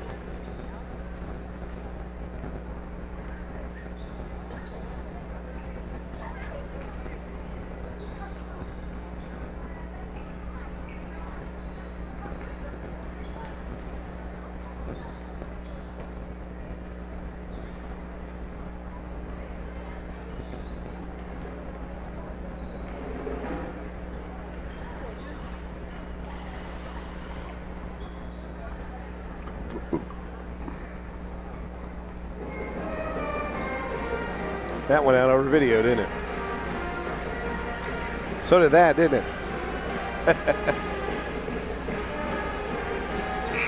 Shout out to anybody watching the stream right now. This isn't going out on the radio. This is just for you if you're on the video. This is just for you. How y'all doing?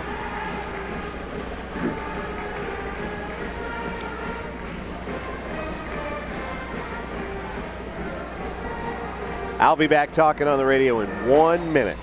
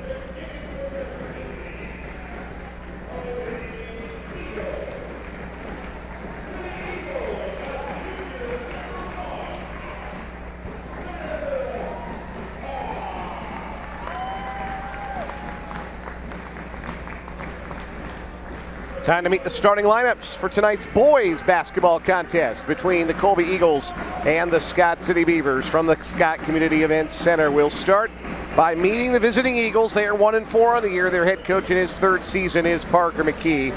They will start the same way they started Tuesday night in their loss to Holcomb at home. Hunter Vaughn is at the point, the 5'11 junior, joined in the backcourt by Braden Imhoff, a 5'8 junior. At the 3 is Carson Van Eaton, a 6' senior. At the 4, Shane Puckett, a 6'1 junior. And at the 5, Guy Tubbs, a 6'3 freshman. Vaughn, Imhoff, Van Eaton, Puckett, and Tubbs for the Eagles. They're in their road blacks with orange letters and numbers trimmed in white and gray trim on the tops and the shorts. The Scott City Beavers are 2-3 on the season. Their head coach in his 6th year is Brian Gentry. At the point is Dylan Metzger, a 6' junior. At the 2, Austin Tone, a 5'11 junior. At the 3, Lawson Bailey, a 6' junior. At the 4, Ronnie Weathers, a 6'3 senior. And in the middle, Gus Hawkins, a 6'6 sophomore. Metzger, Tone, Bailey, Weathers, and Hawkins for the Beavers. They're in their home whites with powder blue letters and numbers trimmed in a darker blue and a powder blue stripe down the side. Colby won both meetings against Scott City last year. Won by 12 at the community building last December and then won convincingly here in Scott City 66-40 back in February of this year. Last year, Scott City finished 5-15, back-to-back losing seasons for a program that previously hadn't had a losing season since 2003-2004. But plenty of experience is returning for these Beavers. They did lose 6 seniors, but a lot of these players saw time last year as Brian Gentry juggled his lineups and juggled his rotation throughout the year. Metzger, Bailey, and Hawkins and Tone were all lettermen last year, and Weathers only didn't play because he suffered an injury during football season, but he is a welcome addition back to this Scott City basketball team. The effects of that injury visible in the bulky knee brace he wears on his left leg. Scott City's 5 are on the floor. Some last-minute words from Parker McKee as he breaks the huddle, and now the Colby players come out onto the court. Colby will go left to right in the first half, Scott City right to left.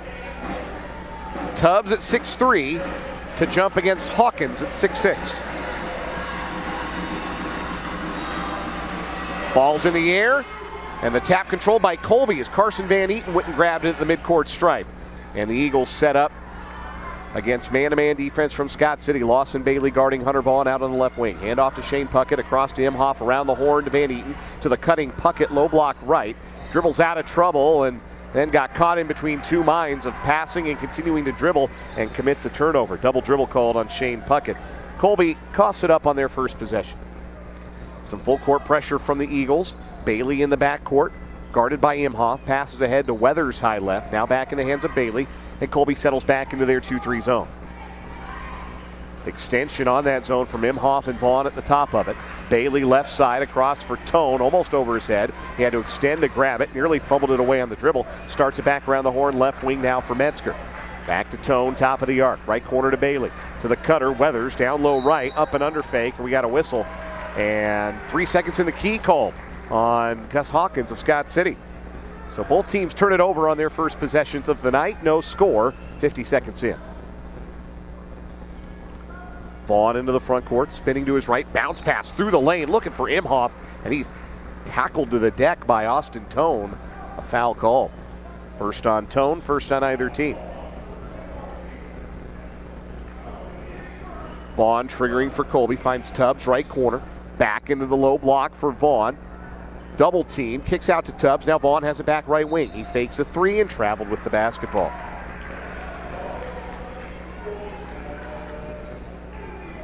An uneven start to this one, let's call it. 2-2-1 press for Colby. Scott City able to break it. A pass ahead to Bailey up the left side.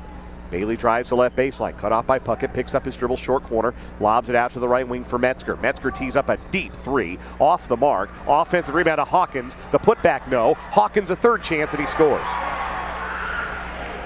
Colby will not be able to match the height of the 6'6 Gus Hawkins, and he overpowered the Eagles there for 2 offensive rebounds. Colby trailing 2-0 a minute and a half in. Braden Imhoff on the right wing for the Eagles. Top of the key for Guy Tubbs. Takes it to the left wing and hands off to Vaughn. On the dribble drive, Vaughn is fouled as he gained the paint. Lawson Bailey, I think, got him with the body. That's who the foul is on, his first. Team foul number 2 on the Beavers. Vaughn, basket to his right, lobs for Imhoff on the right wing. One dribble for Imhoff, back with Vaughn, top of the key. Vaughn, a contested three, off the back rim. Big bounce on the rebound, tipped by Hawkins forward to Bailey. Bailey with defensive pressure on him, feeds to Tone in the front court right side. Back with Bailey up top, back to Tone right wing. NBA range triple swirls in. And Austin Tone, a 32% three-point shooter, best on the team, stakes Scott City to a 5-0 lead over Colby with 5:45 left in the first. Tubbs to Puckett, left wing. Puckett steps back from Tone with the dribble, swings it to Vaughn, high on the right. Vaughn directs traffic. Hands off to Carson Van Eaton. High post for Tubbs. Out to Vaughn in the right corner. Vaughn with the left-hand dribble. Step back three at the top. Swish! Hunter Vaughn with the step back triple to get on the board. Colby's leading scorer at 18 points a game.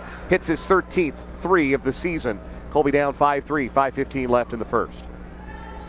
Scott City breaks the press, and Tone drives down the baseline. Head fake, and he is fouled before he can get a layup up as he came to a screeching stop, managed to hold his pivot foot, and Carson Van Eaton, leaping into the play, committed the foul. That's Van Eaton's first and the first on Colby. The inbound is a lob. Hawkins catching in the middle of the paint, stripped by Vaughn. Loose ball, middle of the paint, still loose, and a jump ball is whistled, even though it didn't look like anybody had possession. Never mind 2 players at once, but Scott City has the arrow.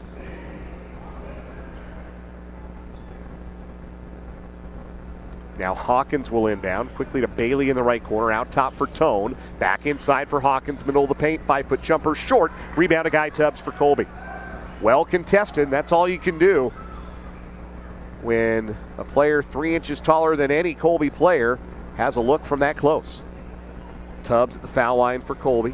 Bounces left corner for Vaughn. He fakes a three, comes off a Tubbs screen, pulls up on the elbow. Screen and slip not there.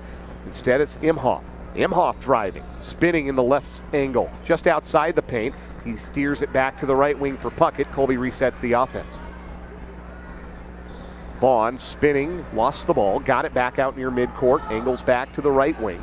A between the legs dribble and a pass top of the key. Braden Imhoff swings it left side, starts it around the horn for Puckett in the left corner. Back with Van Eaton up top. Van Eaton on the drive. Stripped to the ball by Bailey. The loose ball rolls to Metzger. Numbers for Scott City. Metzger ahead to Weathers. Weathers short corner left. Steps back for a three.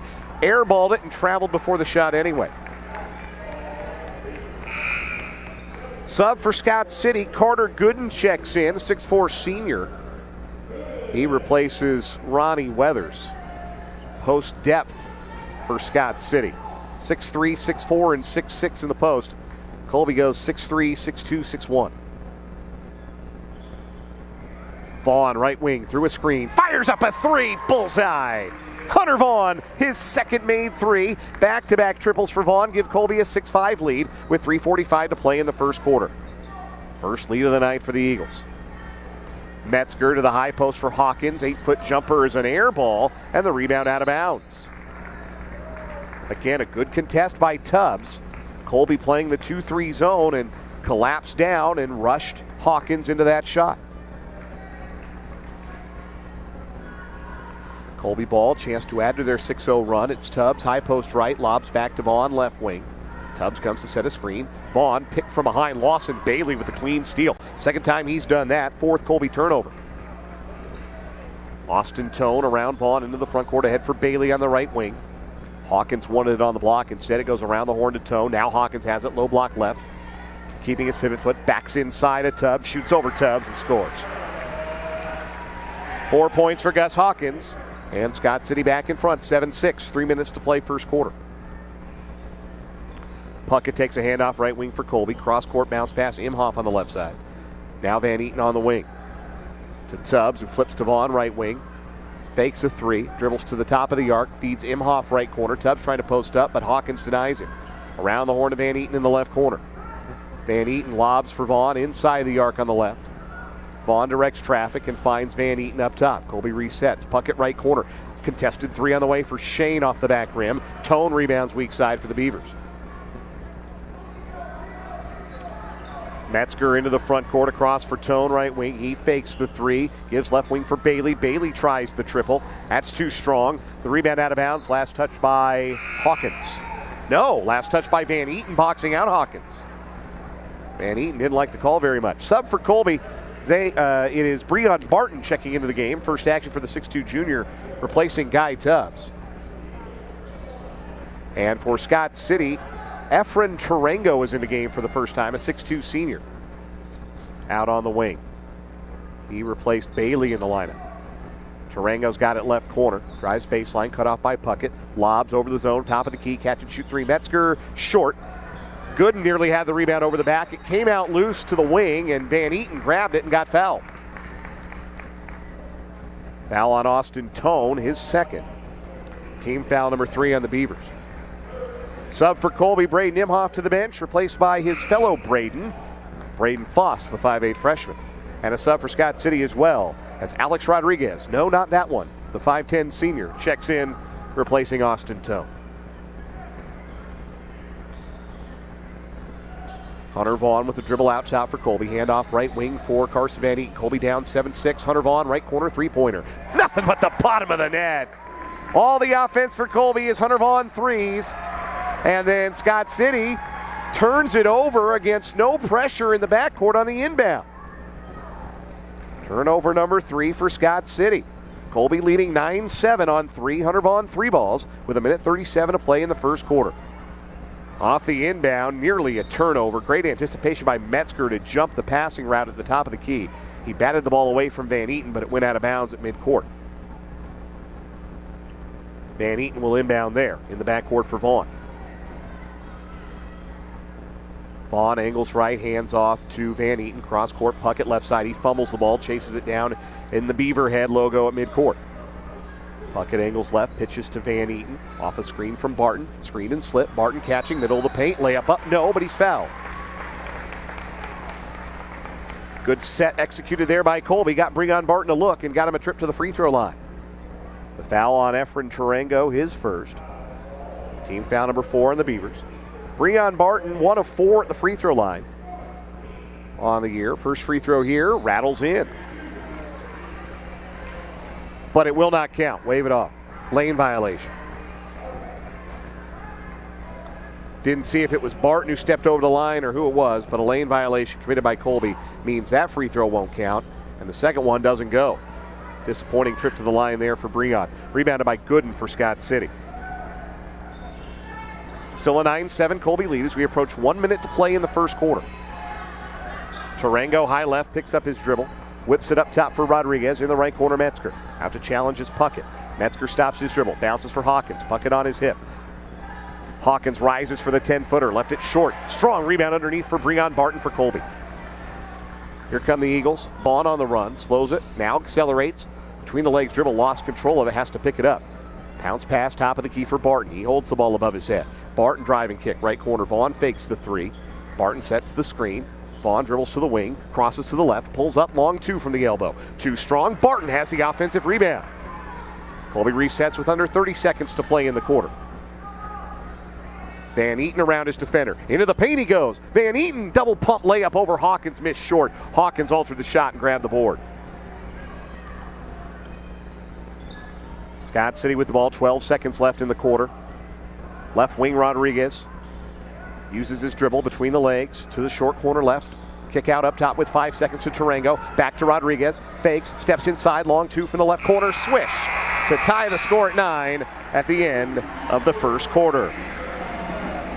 Who says A-Rod can't deliver in the clutch, right? Alex Rodriguez's first two of the game ties the score at 9 between Scott City and Colby. We're back with the second quarter after this. You're listening to the Eagles on radio on 100.3 The Ride, KRDQ Colby.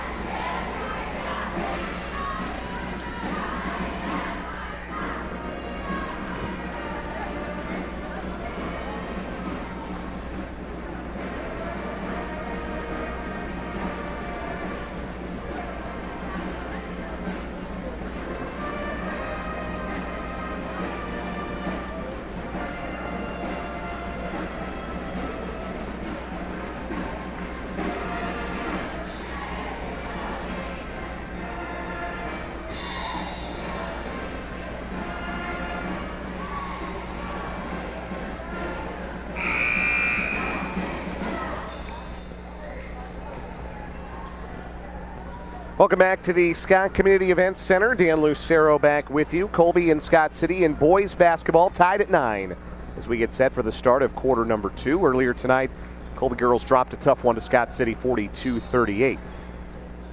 Final games of 2021, and Colby starts this second quarter with the ball left to right as you listen. Carson Van Eaton gives to Shane Puckett on the right wing in the right corner for Braden Imhoff, who has checked back in. Now Guy Tubbs also back in, has it up top. Angle dribble left, he leaves it for Puckett on the wing. Across for Van Eaton, high right. Van Eaton with a lefty drive, bounce pass inside, looking for Tubbs, but he lost his footing just a bit. The pass eluded him and was stolen away by Carter Gooden for Scott City. The other way, Rodriguez, left wing, casts off a three and connects. And Alex Rodriguez, off the bench for Scott City, has the last 5 Beaver points and gives them a 12-9 lead early in the second. Puckett right corner for Colby. One dribble, one-handed pass to Tubbs between the rings. The freshman takes it left, bounce past Imhoff, screen and slip, but Imhoff overthrew Tubbs. And that would have been a for sure open layup for Colby. Parker McKee wants to settle his boys down. He calls a 30-second timeout on the Colby sideline with 7:10 to play in the first half. Scott City on that 5-0 mini run with a 12-9 lead. Now, not much going right for Colby offensively except for Hunter Vaughn three-pointers. 3 threes from Vaughn have accounted for all the Colby scoring thus far. Scott City a little more balanced. The inside-outside game clicking. Beavers just a 26% three-point shooting team, but they've gotten 3 balls from Tone and Rodriguez and 4 points inside from the 6'6 sophomore Gus Hawkins, who is not on the floor for Scott City right now. Scott City going with the 6'3 Weathers and the 6'4 Gooden as their front court presently. Bailey, Rodriguez, and Metzger the backcourt. Bailey brings the ball over the timeline out of the timeout, beating the Colby press. Imhoff nearly had a steal. Bailey takes the dribble to the right wing, hands off to Rodriguez. Colby matching up out of the zone. Driving is Rodriguez. Into the paint he goes. He got fouled by Shane Puckett.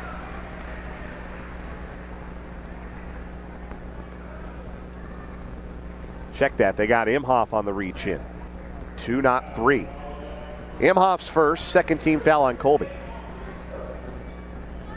Inbound is a lob caught by Bailey from underneath the top of the key. Now Rodriguez back to the left wing for Metzger.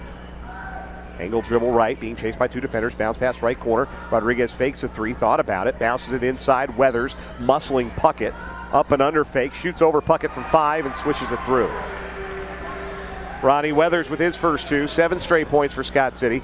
Colby down 5, 14-9. 6.5 minutes to play first half. Tubbs works the dribble up top. Bounce pass. Imhoff pulls it away from Rodriguez. Dribbles into trouble. Kicks it out to Puckett in the right corner. Puckett brings it out to safety up high. Now Imhoff in the right corner. Back to Puckett, top of the circle. Around the horn, Vaughn on the left wing. Bailey out to challenge. Tubbs top of the key for Colby. Angling right. Fakes a drive. Bounces for Carson Van Eaton. Van Eaton fouled on the catch. A reach-in committed by Dylan Metzger. His first foul. Team foul number 5 on Scott City.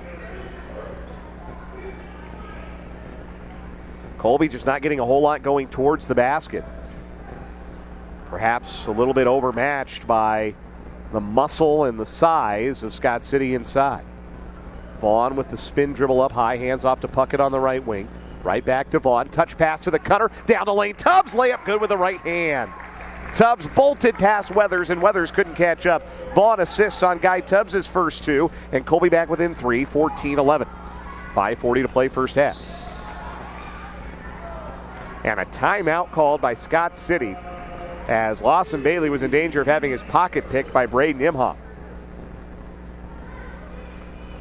That stops the clock with 5:38 to play in this first half. Scott City's first time out of the contest. It is a 30, so we'll keep it here. Scott City leads it 14-11.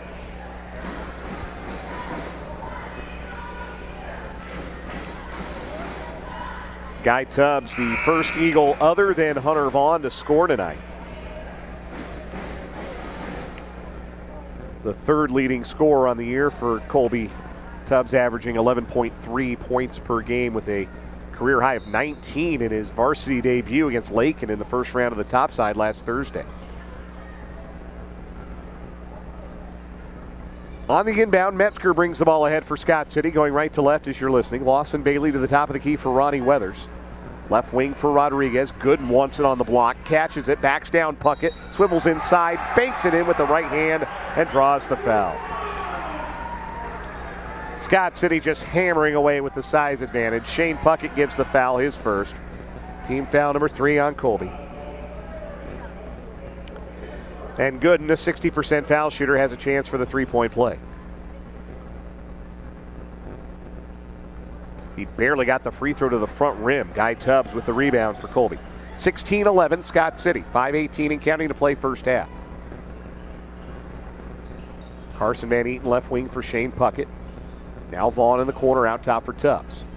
Ankle dribble right. Puckett on the wing right has it. Brings it out top with the dribble. Starts it around the horn again.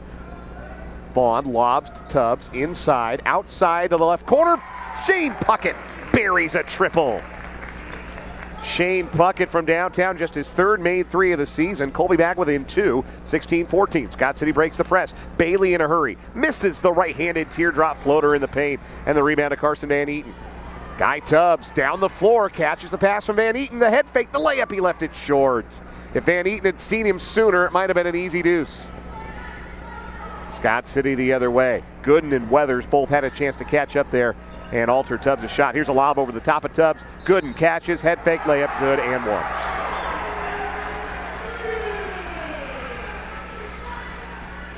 Defense didn't get set for Colby down the floor. Guy Tubbs, the guilty party, his first, team foul number 4. Foss in for Imhoff for Colby. Gooden, another chance at a three-point play here. His free throw is up, and that one doesn't get to the front rim.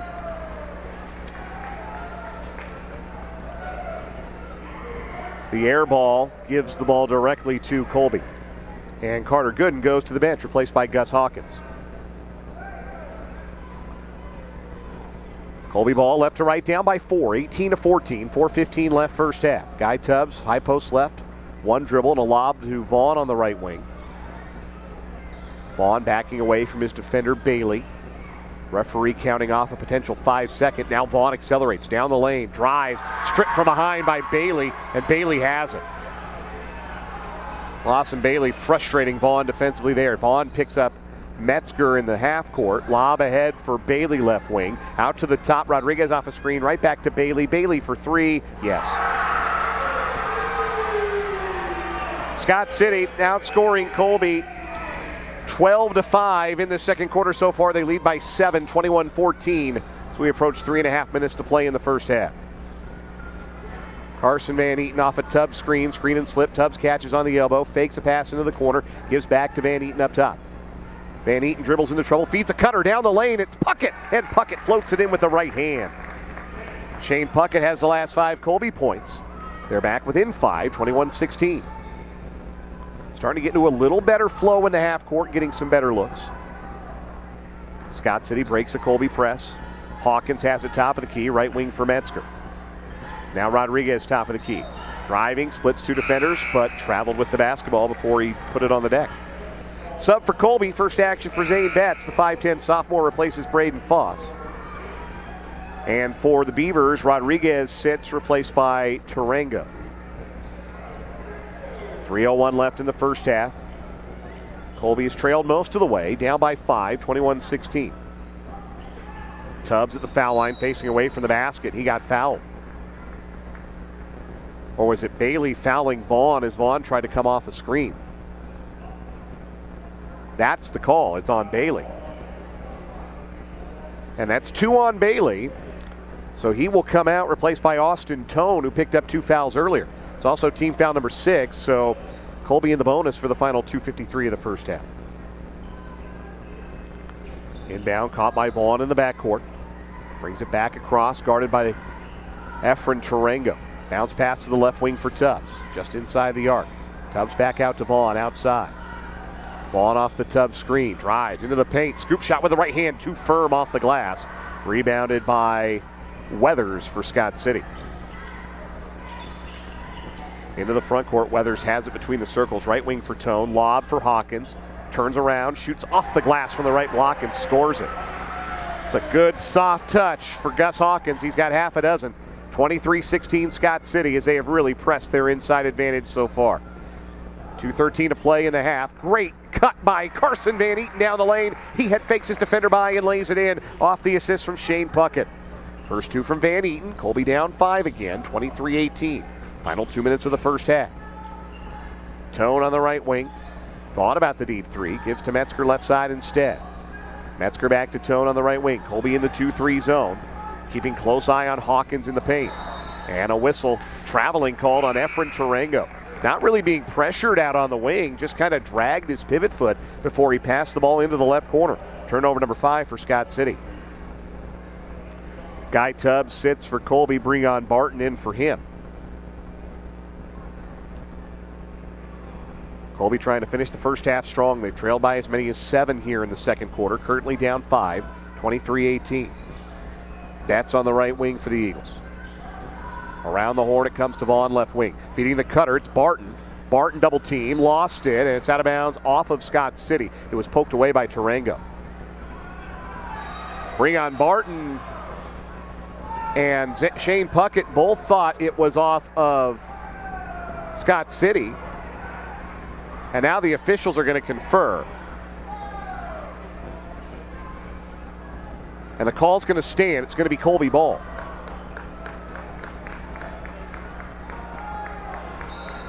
Betts underneath, hoop to his left, finds Barton in the corner off the inbound. Now up top, Van Eaton spins away from a defender, drives the lane, righty runner, off the mark, got his own rebound, head fake, layup, short, tip try, no, rebound out of bounds, last touch by Hawkins.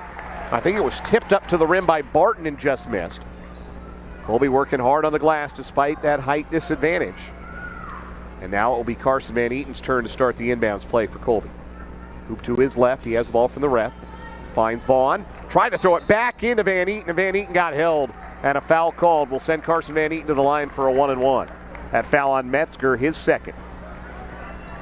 So all 3 starting guards for Scott City have 2 first half fouls.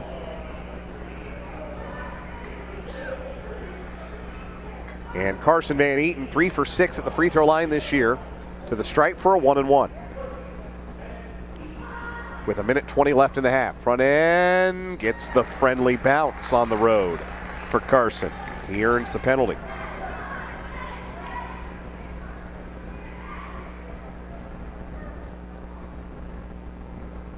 Free throw number 2 for Van Eaton. And another shooter's roll. Colby within 3, 23-20. 80 seconds left in the first half. Colby with a 1-2-1-1 press shown here. Tarango in the backcourt. Chased by Van Eaton. Scott City in trouble. They throw it away. A steal by Vaughn. 2-on-1. Vaughn, layup around the rim and good in the foul. The steal and the score for Hunter Vaughn. And he got fouled by Tarango. That's his second. Vaughn into double figures already with 11. And a chance to tie the game at the line. Had that not been a steal, it was going to be a turnover anyway. It was about to be a 10-second violation.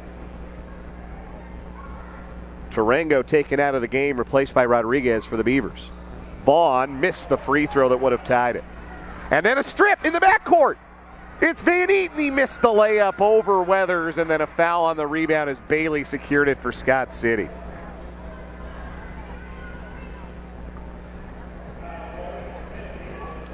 That foul called on Van Eaton, his second. Team foul number 5 on Colby. Final minute of the first half. Colby is on a 6-0 run. They're down just 1, 23-22. More full court pressure. This time Tone breaks it with the dribble. Left side for Bailey. Lob inside, caught by Hawkins. Hawkins stripped by Barton. Loose ball picked up by Puckett. Quick hands there by Breon Barton to force the turnover. And Colby can regain the lead here. Final 40 seconds of the first half. Hand off to Van Eaton left side, across for Betts on the right. Now Puckett feeding the cutter, poked away. It was intended for Van Eaton, but Weathers stayed with and used his length advantage to poke the ball out of bounds underneath.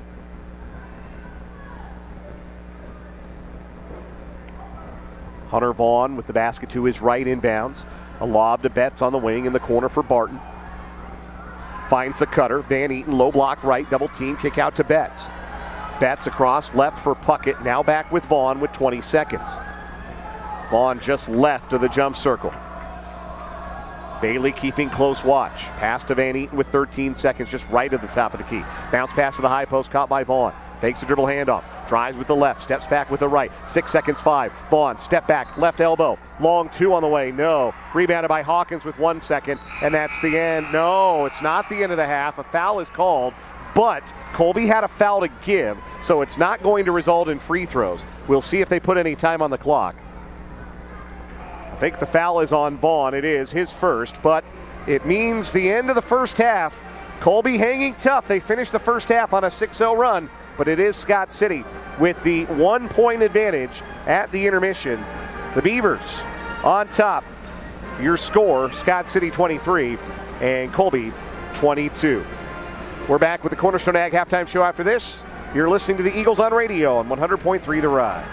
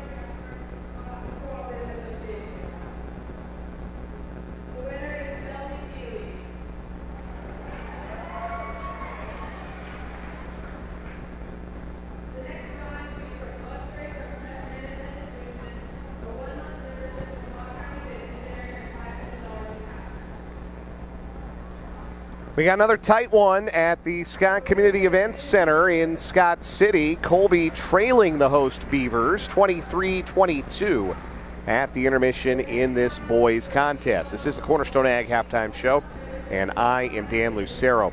All Colby got in the first quarter was 3 3-pointers from Hunter Vaughn. But for a moment, that was enough to lead as Colby's defense flustered Scott City for much of the opening 8 minutes. A long two from Alex Rodriguez, though, beat the buzzer and tied the game at 9, and that's how we stood heading into the second quarter. Scott City stayed hot to start quarter number 2 with Rodriguez hitting a 3 to put the Beavers into the lead. They would start the quarter on a 12-5 run and jump out to a 7-point advantage, the largest of the game for either team, at 21-14. It was 23-16 late in the half when Colby got going. There was good balance in the second quarter with 4 different Eagles finding the score column. Hunter Vaughn made a layup in the final minute of the quarter to make it a 1-point game, but he was fouled as well. He missed the and one opportunity, rare for him. That gave Colby a chance to tie. Scott City couldn't score on the other end. Colby couldn't score to beat the buzzer. And that's how the first half ended. Scott City with a 1-point lead in the locker room, 23-22. We'll come back, recap the girls' game, give you the halftime stats for this one as you're listening to the Eagles on Radio on 100.3 The Ride.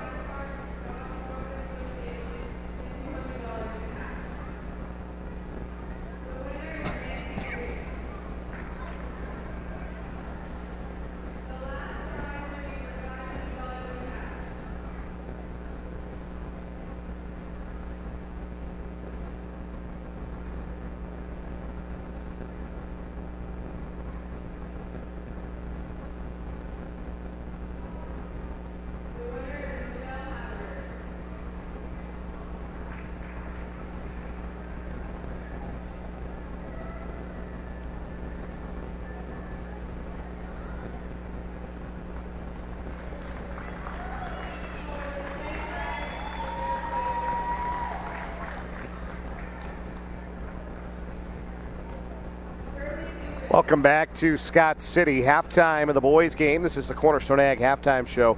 Colby boys trailing Scott City by the score of 23-22. Individually at the half, it is Gus Hawkins leading the way for Scott City with 6 points. Alex Rodriguez has 5 points off the bench. Carter Gooden has 4 off the bench. It's 3 apiece for Austin Tone and Lawson Bailey and 2 points for Ronnie Weathers. For Colby, they have been led by Hunter Vaughn, who has 11 points, including 3 made 3-pointers. Shane Puckett has 5 points, Carson Van Eaton with 4 points, and Guy Tubbs with 2.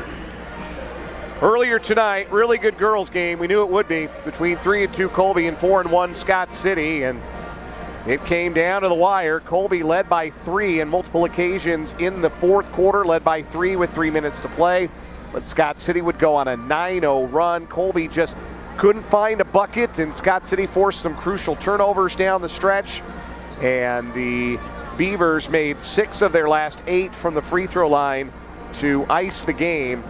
as despite a late flurry from Brooklyn Jones, a late three that made it a 2-point game with 8 seconds left, Colby fell short 42-38. Scott City goes to 5-1. Colby girls are now 3-3.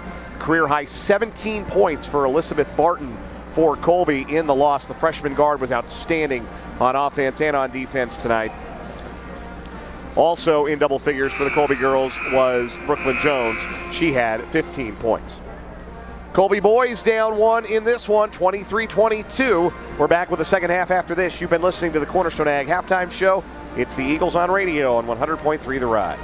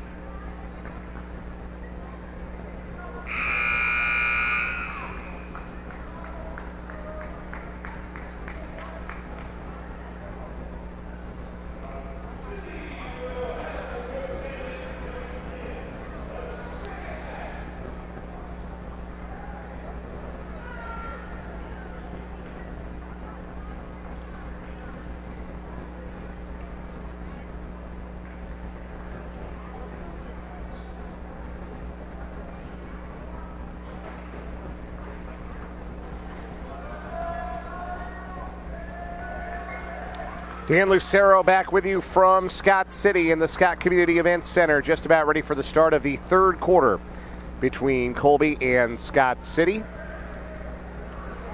The Beavers will start the third quarter with the basketball. Their starting five is already on the floor. Dylan Metzger, Austin Tone, Lawson Bailey at the guard spots, Ronnie Weathers, and Gus Hawkins at the forward spots. Colby just now taking the floor, used all 10 minutes of the allotted 10 at the half. Their starting five, the guards, Hunter Vaughn, Braden Nimhoff, the forwards, Carson Van Eaton and Shane Puckett, and the center, Guy Tubbs. Scott City ball going left to right. Colby pressures the inbound. It comes from Hawkins into Metzger, who brings it back over the midline to start quarter number 3. Colby in the 2-3 zone. They've been in it most of the game and matching up out of it. Tone, left corner, shoots a 3 over Van Eaton. In and out, no, and Hunter Vaughn flies in for the weak side defensive rebound. Colby right to left in the second half. Shane Puckett left wing, left alone, thought about the 3, gives it back to Vaughn instead. Vaughn bounces for Tubbs, high post left side, facing away from the basket. Vaughn's defender fell down. Vaughn has it back left wing, open for 3. Off the back rim, long rebound. Puckett pulls it away from Bailey. Now Vaughn fakes a 3, steps in for 2 from the same left wing, and connects. And Colby has the lead, 24-23. They've scored 8 straight points. Vaughn has a game-high 13. Good hustle by Shane Puckett to make that happen. Half-court trap. Scott City beats it. They get an open 3 for Bailey from the right wing. That's in and out. Rebound to Puckett up high. And Puckett nearly lost it, but a loose ball to Vaughn. Colby the other way, 4-on-4. Vaughn weaving through traffic into the right corner with the dribble. Out to Van Eaton now. Van Eaton through the paint. Dumps it for Tubbs. This goes up strong and lays it in with the right hand. Back-to-back buckets for Colby to start the second half, and they've got a 3-point advantage, 26-23. Largest lead of the game for Colby. Trap in the backcourt. Metzger double team, throws ahead to Weathers. Still in the backcourt. Up forward to Tone, and he crosses the midline on the left side. Now Bailey lobs for Hawkins. Hawkins is triple teamed in the post. Stripped to the ball. Got it back. Spins. Shoots from 8 feet. In and out. No. Rebound by Weathers. And a foul called on Braden Imhoff on the box out. Weathers grabbed the board over Imhoff. That's a 7-inch height advantage, roughly. And then Imhoff called for the personal, his second, first on either team in the half. Sub for Scott City, Metzger to the bench, replaced by Alex Rodriguez. Inbound is a lob, tipped by Van Eaton away from Hawkins and stolen. Here comes Colby. It's Imhoff, one-on-one, missed the layup. Tip try by Tubbs, no. Rebound to Weathers. Tubbs nearly had a strip, but Weathers able to maintain possession. Now some pressure in the backcourt. Weathers away to Bailey right side. Still in the backcourt. Ahead to Weathers. Weathers stops his dribble. Looking for a 10-second violation for the Eagles. They were so close, but it's forward to Bailey. And Scott City sets up in the half court. 2 minutes into the third quarter. Colby with a three-point edge, 26-23. Rodriguez, short corner left for Hawkins. Kicks it back out to Rodriguez. He fakes a three in the corner. Hooks it back for Hawkins. Up to Bailey. Into the right corner for Tone. Out to challenge his puck as Tone rises for three. That's too strong. Rebound to Imhoff, the smallest player on the floor for Colby. Here come the Eagles. It's Vaughn. Weaving into the paint. The scoop shot up and in. An acrobatic finish for Hunter Vaughn. Colby has started the half on a 6-0 run. They've scored 12 straight points, and they lead 28-23 with 5:25 left in the third. Tone into the front court for the Beavers. Bailey lobs Weathers at the foul line out to Tone. Right wing back to Bailey up top. Left wing to Rodriguez. Now it's Hawkins. Short corner left. Pass deflected. Came through out top for Tone. Rodriguez left wing to the foul line for Weathers. Lob for Tone in the right corner. Van Eaton out to challenge. Back to Bailey. Colby doing a good job rotating and making Scott City think twice about the three-pointers against the 2-3 zone. Here's Bailey in the left corner. He will take one with Imhoff challenging. That's off the mark. Hawkins has the rebound, and he gets fouled. That one was all about Hawkins' size. He did not have position. Hunter Vaughn called for the reach in, his second foul. Team foul number 2 on Colby. Bailey inbounds quickly to Tone. Right corner three off the out-of-bounds play. He connects. Colby wasn't fast enough that time. Second made three for Austin Tone. He's got 6 points. And Scott City back within 2, 28-26. That stops a run of 12 straight Colby points going back to late in the first half. 4:30 to play here in the third. Tubbs, top of the key for Colby. Feeds the cutter. Vaughn down the lane. Stripped to the ball. Loose in traffic. Tone has it. Turnover number 7 for Colby. Risky pass, and Vaughn never caught it clean. Bailey stops left corner for Scott City. Out to the wing for Tone. Around the horn it comes to Rodriguez. He's open for three in the lead. Missed it strong. Loose ball rebound. Van Eaton able to come out of a crowd with it for Colby. And then he throws it away. Steal by Rodriguez. He missed the reverse layup. And then a foul call on the rebound on Scott City. Well, Van Eaton got away with one there. The foul called on Weathers on the rebound, his first, and the first on Scott City. Halfway through quarter number 3, Colby with a 2-point edge, 28-26. Bounce pass to Tubbs at the foul line. He turns to face up Hawkins. He bounces it back, left wing for Vaughn, left wing. Off a screen, Vaughn, left corner for Imhoff. Down low Tubbs. Tubbs pounds his way inside. Baby hook up over Hawkins is good. The freshman guy Tubbs going to work on the low block. He's got half a dozen. 30-26 Colby. More full court pressure from the Eagles. Bailey backwards to Tone, still in the backcourt. Tone sprints forward, bounces it ahead to Bailey up the left side. Now on the high post, it's Hawkins. Cross to Weathers, 10-foot jumper right baseline hits. Ronnie Weathers, who averages close to 10 a game, has 4. Colby's lead cut in half, 30-28, 3:15 left in the third. Vaughn spins left, hands off to Puckett on the wing. Puckett takes it to the foul line, feeds right side for Imhoff. Imhoff powering his way inside, throws up a runner over Rodriguez, no. Foul on the rebound on Colby. It deflected at Tubbs, who floated it in, but the basket won't count. I think they got Imhoff on the personal. They did. That's his third. And Colby wants a timeout. It is a full timeout. We will take a 1-minute break with 3 minutes to play in the third quarter. Colby 30, Scott City 28. You're listening to the Eagles on radio on 100.3 The Ride.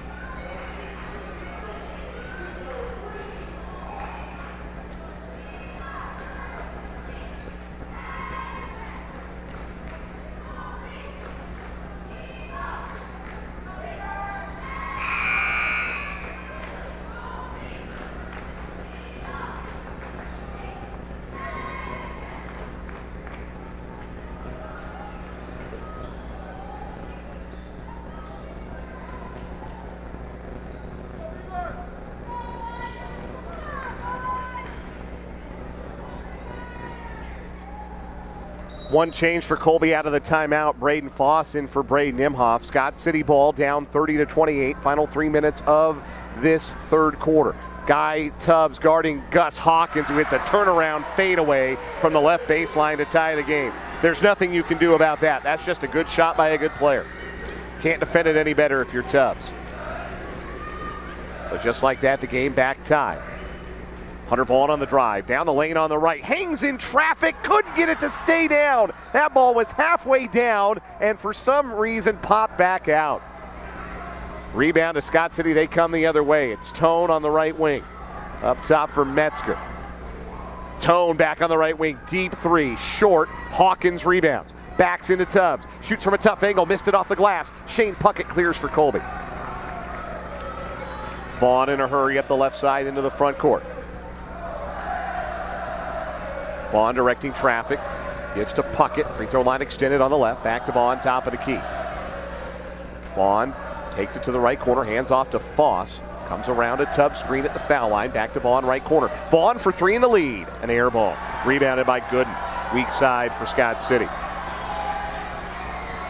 Tone scrambles up the left side, goes past two defenders.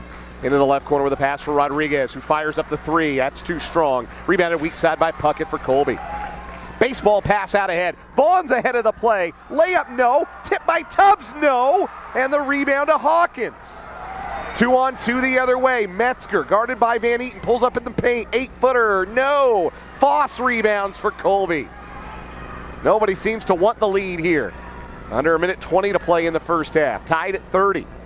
Frenetic sequencing there, but nothing on the scoreboard to show for it. Now on the cut, Foss, touch pass, shot missed. Colby's missed 3 point-blank layups, really 4 if you count the Tubbs tip.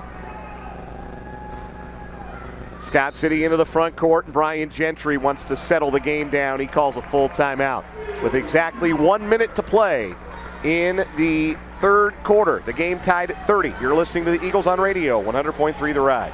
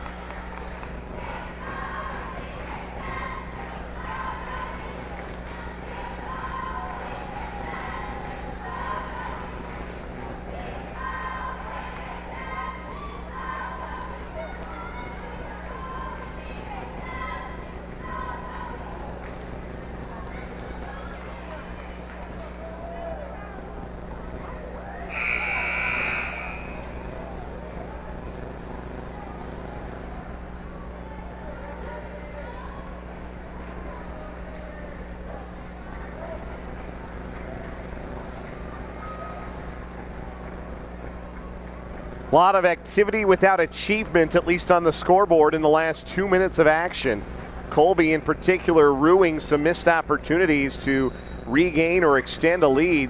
They are tied with Scott City at 30 with a minute to play in the third quarter here in Scott City. The hometown Beavers with the ball left to right as you're listening. Colby back in the 2-3 zone as Scott City maneuvers the ball around the arc. Dylan Metzger, right wing with the dribble, skips it across for Austin Tone. Tone drives the baseline, spins his way past two defenders. The reverse layup is good. It won't count. He traveled. Just one extra step there for Tone. And Scott City has certainly left some money on the table, too, in this third quarter. Final 40 seconds in the third. Colby led in this quarter by as many as 5. Hunter Vaughn has the dribble left wing. Up top, Braden Foss. Foss off the screen from Puckett. Now gives to Puckett, top of the key for 3, off the mark, no. Rebounded by Weathers, and Weathers hacked across the arm by Braden Foss. Foss's first foul, team foul number 4 on Colby. Zane Betts at the table for the Eagles. He'll replace Carson Van Eaton. So right now it's Vaughn, Foss, Betts, Puckett, and Barton for Colby. 1-2-1-1 press for the Eagles. Inbound to Gooden, right back to Tone. Tone working the dribble in the backcourt, feeds ahead to Metzger, still in the backcourt. Bounce pass across to Tone. Tone crosses the timeline. Left wing pass for Lawson Bailey. Bailey carefully around the screen. Bounces for Tone, top of the key. On the right wing, Metzger. Wide open for three in the lead. Yes. Metzger, a 26% three-point shooter, hits the three, and Colby doesn't get a shot away before the end of the quarter. Scott City goes into the final frame with a three-point edge, 33-30. You're listening to Colby Eagle Basketball on 100.3 The Ride.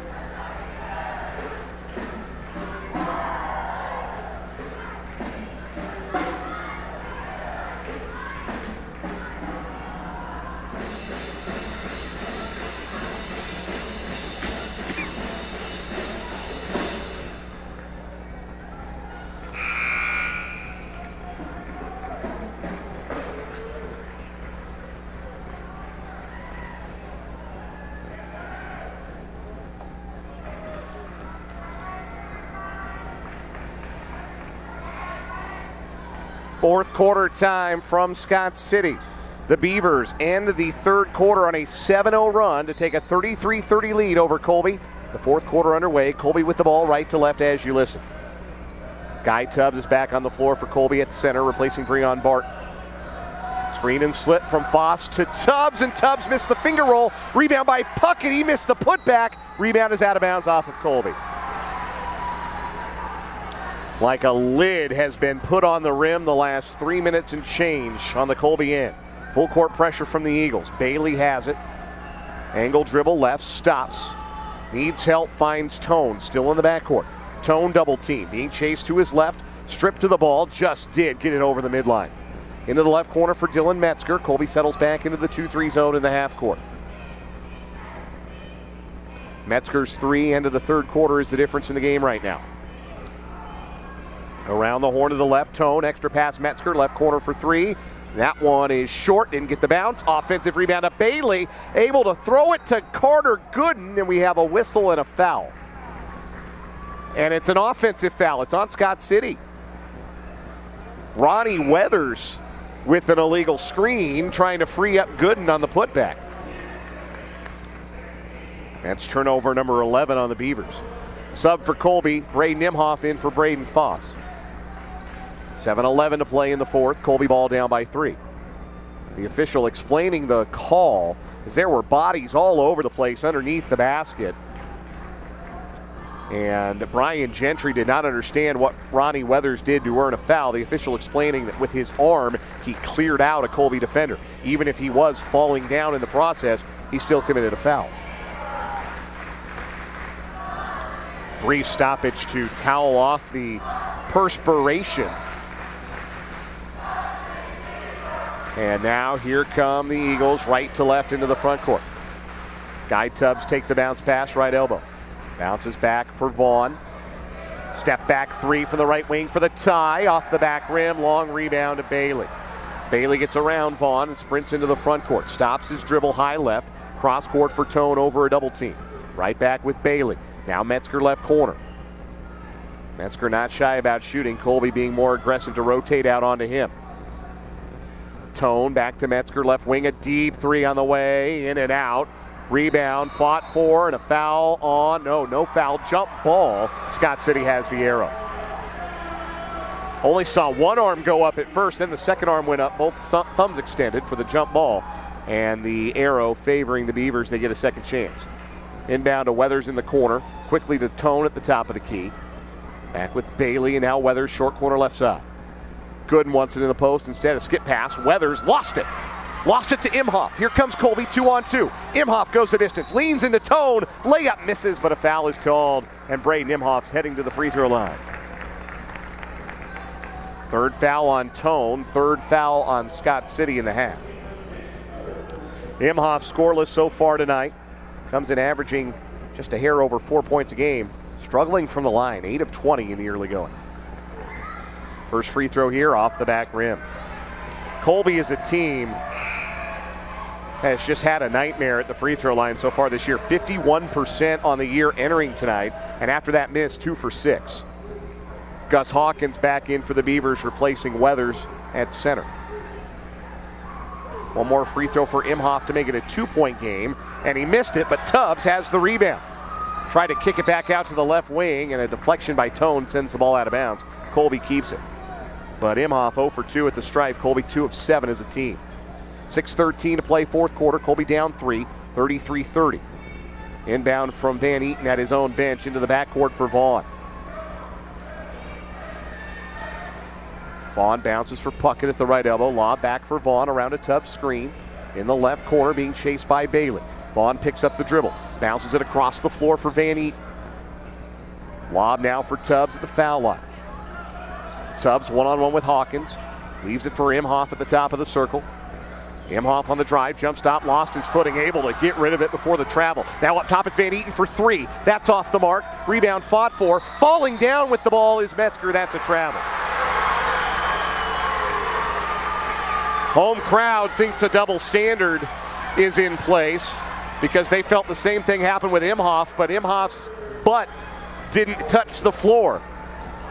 Metzger's did. That's the key difference. Inbound from underneath to Tubbs in the left corner. Underneath, overthrown, intended for Van Eaton, and then Gooden lost it, but it was deflected out of bounds by Colby. So the Eagles give it right back with 5:33 to play. Colby with just 2 points in the last 6 minutes or so. Scott City still in the backcourt against the full court pressure. Tone, long diagonal ahead for Metzger. He drives the right baseline, reverse layup up and in. Now 9 straight points for Scott City. They lead it by 5, 35-30. 5:12 to play. Puckett in the right corner as the Scott City student section gets involved here. Van Eaton on the left wing, around a screen, into the paint, drives past Hawkins, lays it up and in. Finally, a layup drops for Colby. Carson Van Eaton's got half a dozen. Colby back within 3. And now a whistle and a reach-in foul called. Hunter Vaughn can't believe it. He thought he had a hand on the ball on Gus Hawkins catching in the backcourt, but Vaughn instead is called for his 3rd personal. Team foul number 5 on the Eagles. Gus Hawkins to the bench for Scott City, replaced by Ronnie Weathers. Inbound in the backcourt for Metzger. Bird dogged by Imhoff up the floor. Metzger still not over the midline yet. Across to Bailey. Bailey passes forward on the right wing to Weathers. Now it's back with Bailey. Cross court pass to the left wing for Metzger. Right back across for Bailey with space for 3. Short. Long rebound to Hunter Vaughn for Colby. Vaughn turns and burns up the left side. Accelerates past Bailey, gets underneath the basket. Reverse layup, no. Tip try by Tubbs at the front of the rim. And the rebound to Tone. Tone around 2 Colby players into the front court with 4:15 left here in the fourth. Weathers kicks out to Bailey. Extra pass, Metzger open right wing for 3. Off the mark, rebounded weak side by Van Eaton for Colby. Colby down just 3 despite all their offensive struggles in this second half. Halfway through the fourth quarter. Tubbs at the foul line. Spinning his way on Tone. Spins into a double team. Shoots over the double team. Scores it! Little 5-foot floater in the paint for Guy Tubbs. He's got 8. Colby within 1. 35-34. 3:45 left. Tone double team. Passes over the top of to Metzger. Ahead to Gooden in the front court. Gooden with the dribble. All the way into the paint. Bounce pass to the cutter. Weathers fouled as he tried to reverse it. Before he could reverse it, crucially, a reach-in called on Shane Puckett. Puckett's second, but now Scott City is in the bonus for the final 3:34. Beavers tonight 0 for 2 from the line, 65% from the stripe on the year. Metzger inbounds to Bailey, left corner. Bailey around with the right hand, pulls up 12-footer in the paint, hit every part of the rim, didn't stay down, and Guy Tubbs boards for Colby. Eagles can regain the lead here. It's Vaughn accelerating down the lane on the left. Head fake. Spinning, kicks out to Van Eaton. Great defensive work by Bailey. Now it's Van Eaton on the drive. Past his defender to the cup. Lays it in with the right hand. And Colby on a 6-0 run has the lead back. 36-35 with 3:07 left. Tone breaks the press. Accelerating into the paint. Euro stepping his way to the basket. He missed the layup. Gooden pulls the rebound down. Missed the putback. Tubbs with the board. Great contest underneath by Tubbs. Colby ball with a 1-point lead. Hunter Vaughn working the dribble. Bounces for Tubbs. High post right. Tubbs flares it to Vaughn right wing.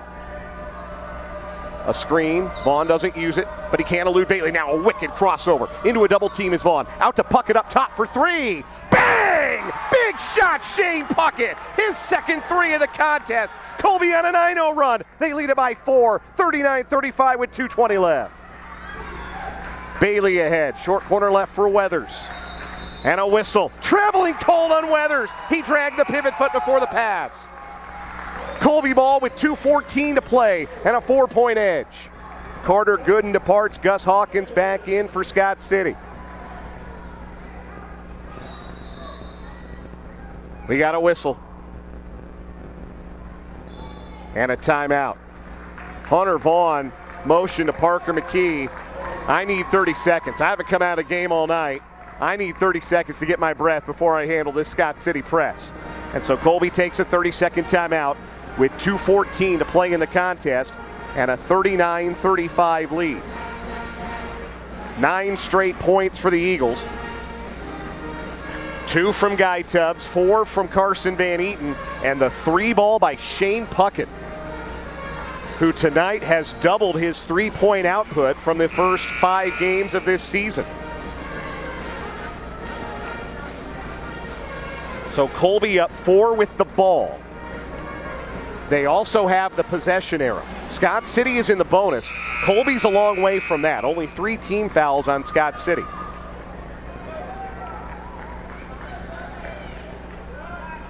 We're at the top of the hour. This is 100.3 The Ride, KRDQ Colby, coverage of Colby High School basketball. Game 2 of our doubleheader, the final games of 2021. Colby trying to make it 3 straight wins over Scott City dating back to last year. Shane Puckett on the inbound, has it deflected right back at him by Lawson Bailey. Bailey defending the inbound passer. It's man-to-man all the way up the floor. Vaughn comes to catch the inbound pass. One-on-one with Tone. Double team lurking. Vaughn tries to turn the corner and can't. Gets the ball away to Puckett. Puckett flings it ahead to Van Eaton, and Van Eaton crosses the midline with time to spare. Nifty dribbling by Van Eaton to elude a double team. And we got a whistle, and a carrying violation is called on Van Eaton. He was just getting to where he could settle the play down, and an official behind the play called a carry. Turnover number 10 for Colby.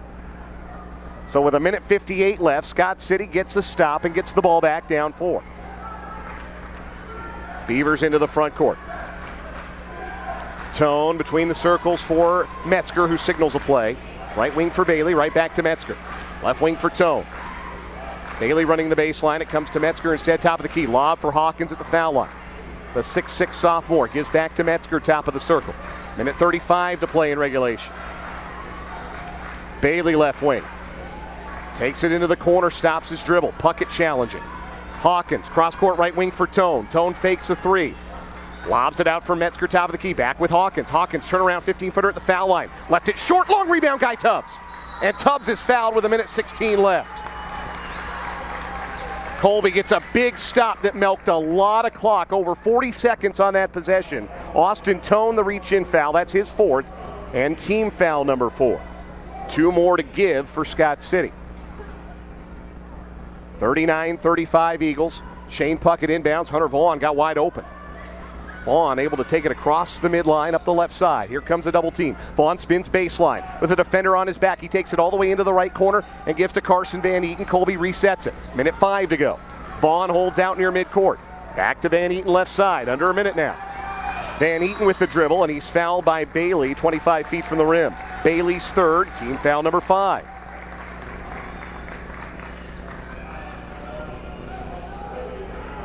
Colby trying to hang on for a win that would do wonders for their confidence after a 1-4 start.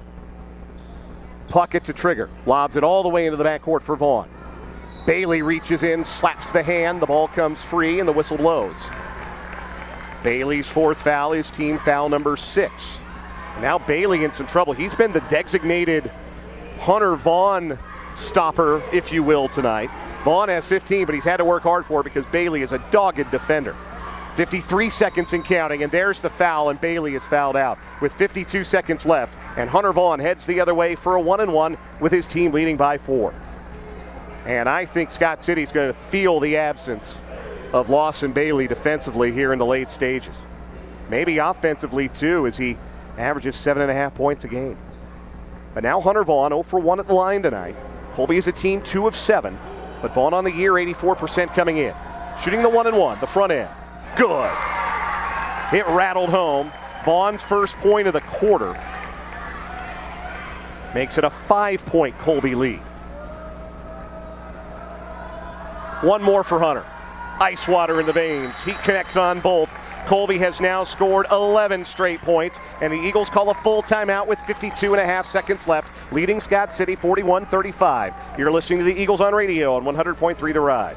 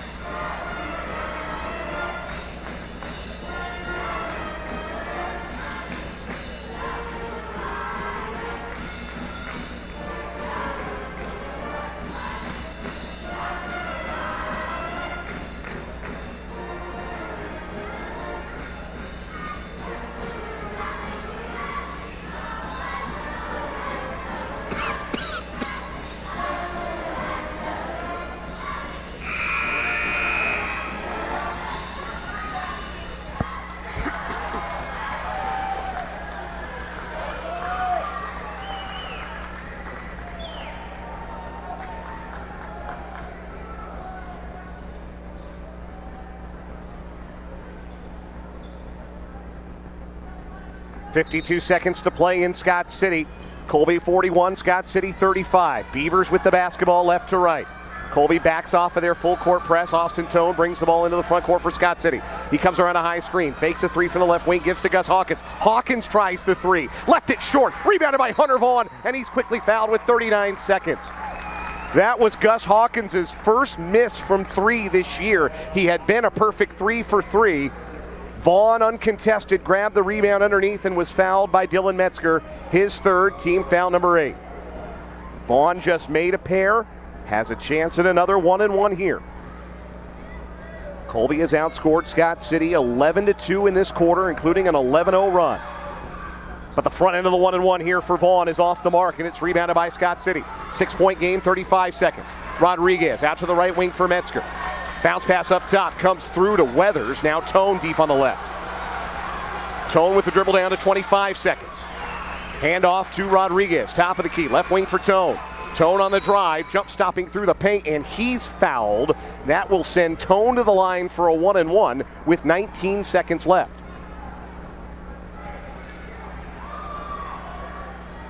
They got Braden Imhoff on the reach in. That's the 4th on Imhoff. And now Austin Tone shooting a 1-and-1. 4 for 6 on the line this year. He left it short. Offensive rebound, Hawkins. And he's hacked on the putback with 18 seconds. That's on Shane Puckett, his third, but you know, not the worst outcome in the world. The worst would have been if Hawkins had made the layup. He may as well foul hard and make him earn the 2 points, particularly when the best he can do is make it a 4-point game if he makes both of these. His first free throw on the way hits. And that is the first make from the line tonight for Scott City. They had been 0 for 3.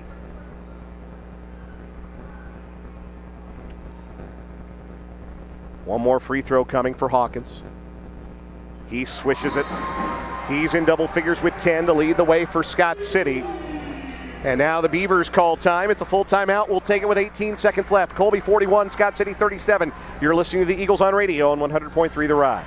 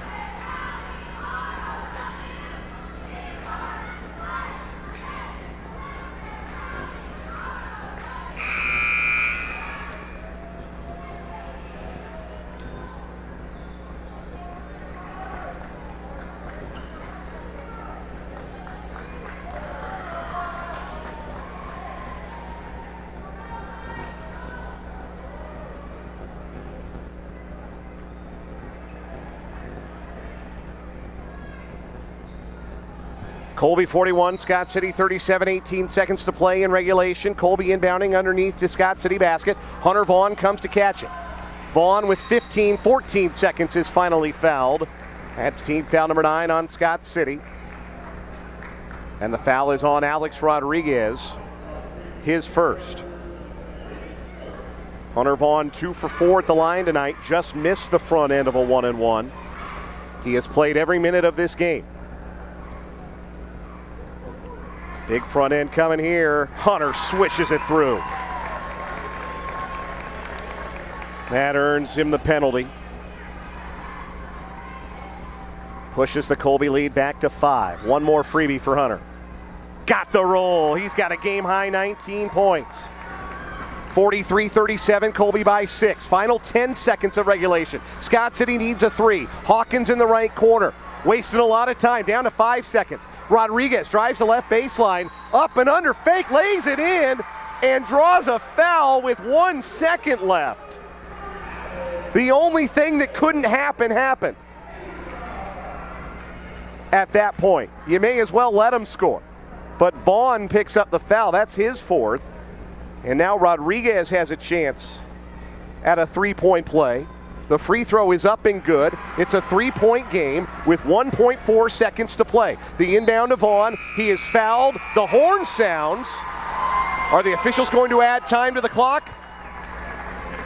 No, they're not. That's the ball game. The foul didn't come in enough time, and the Colby Eagles hang on for a win that will make them feel awfully good going into the holiday break. A Merry Christmas indeed for the Colby boys. A win they had to get, and they go and get one on the road. Your final score tonight, Colby 43 and Scott City 40. We're back with the Farmers and Merchants Bank postgame show after this. You've been listening to the Eagles on radio on 100.3 The Ride.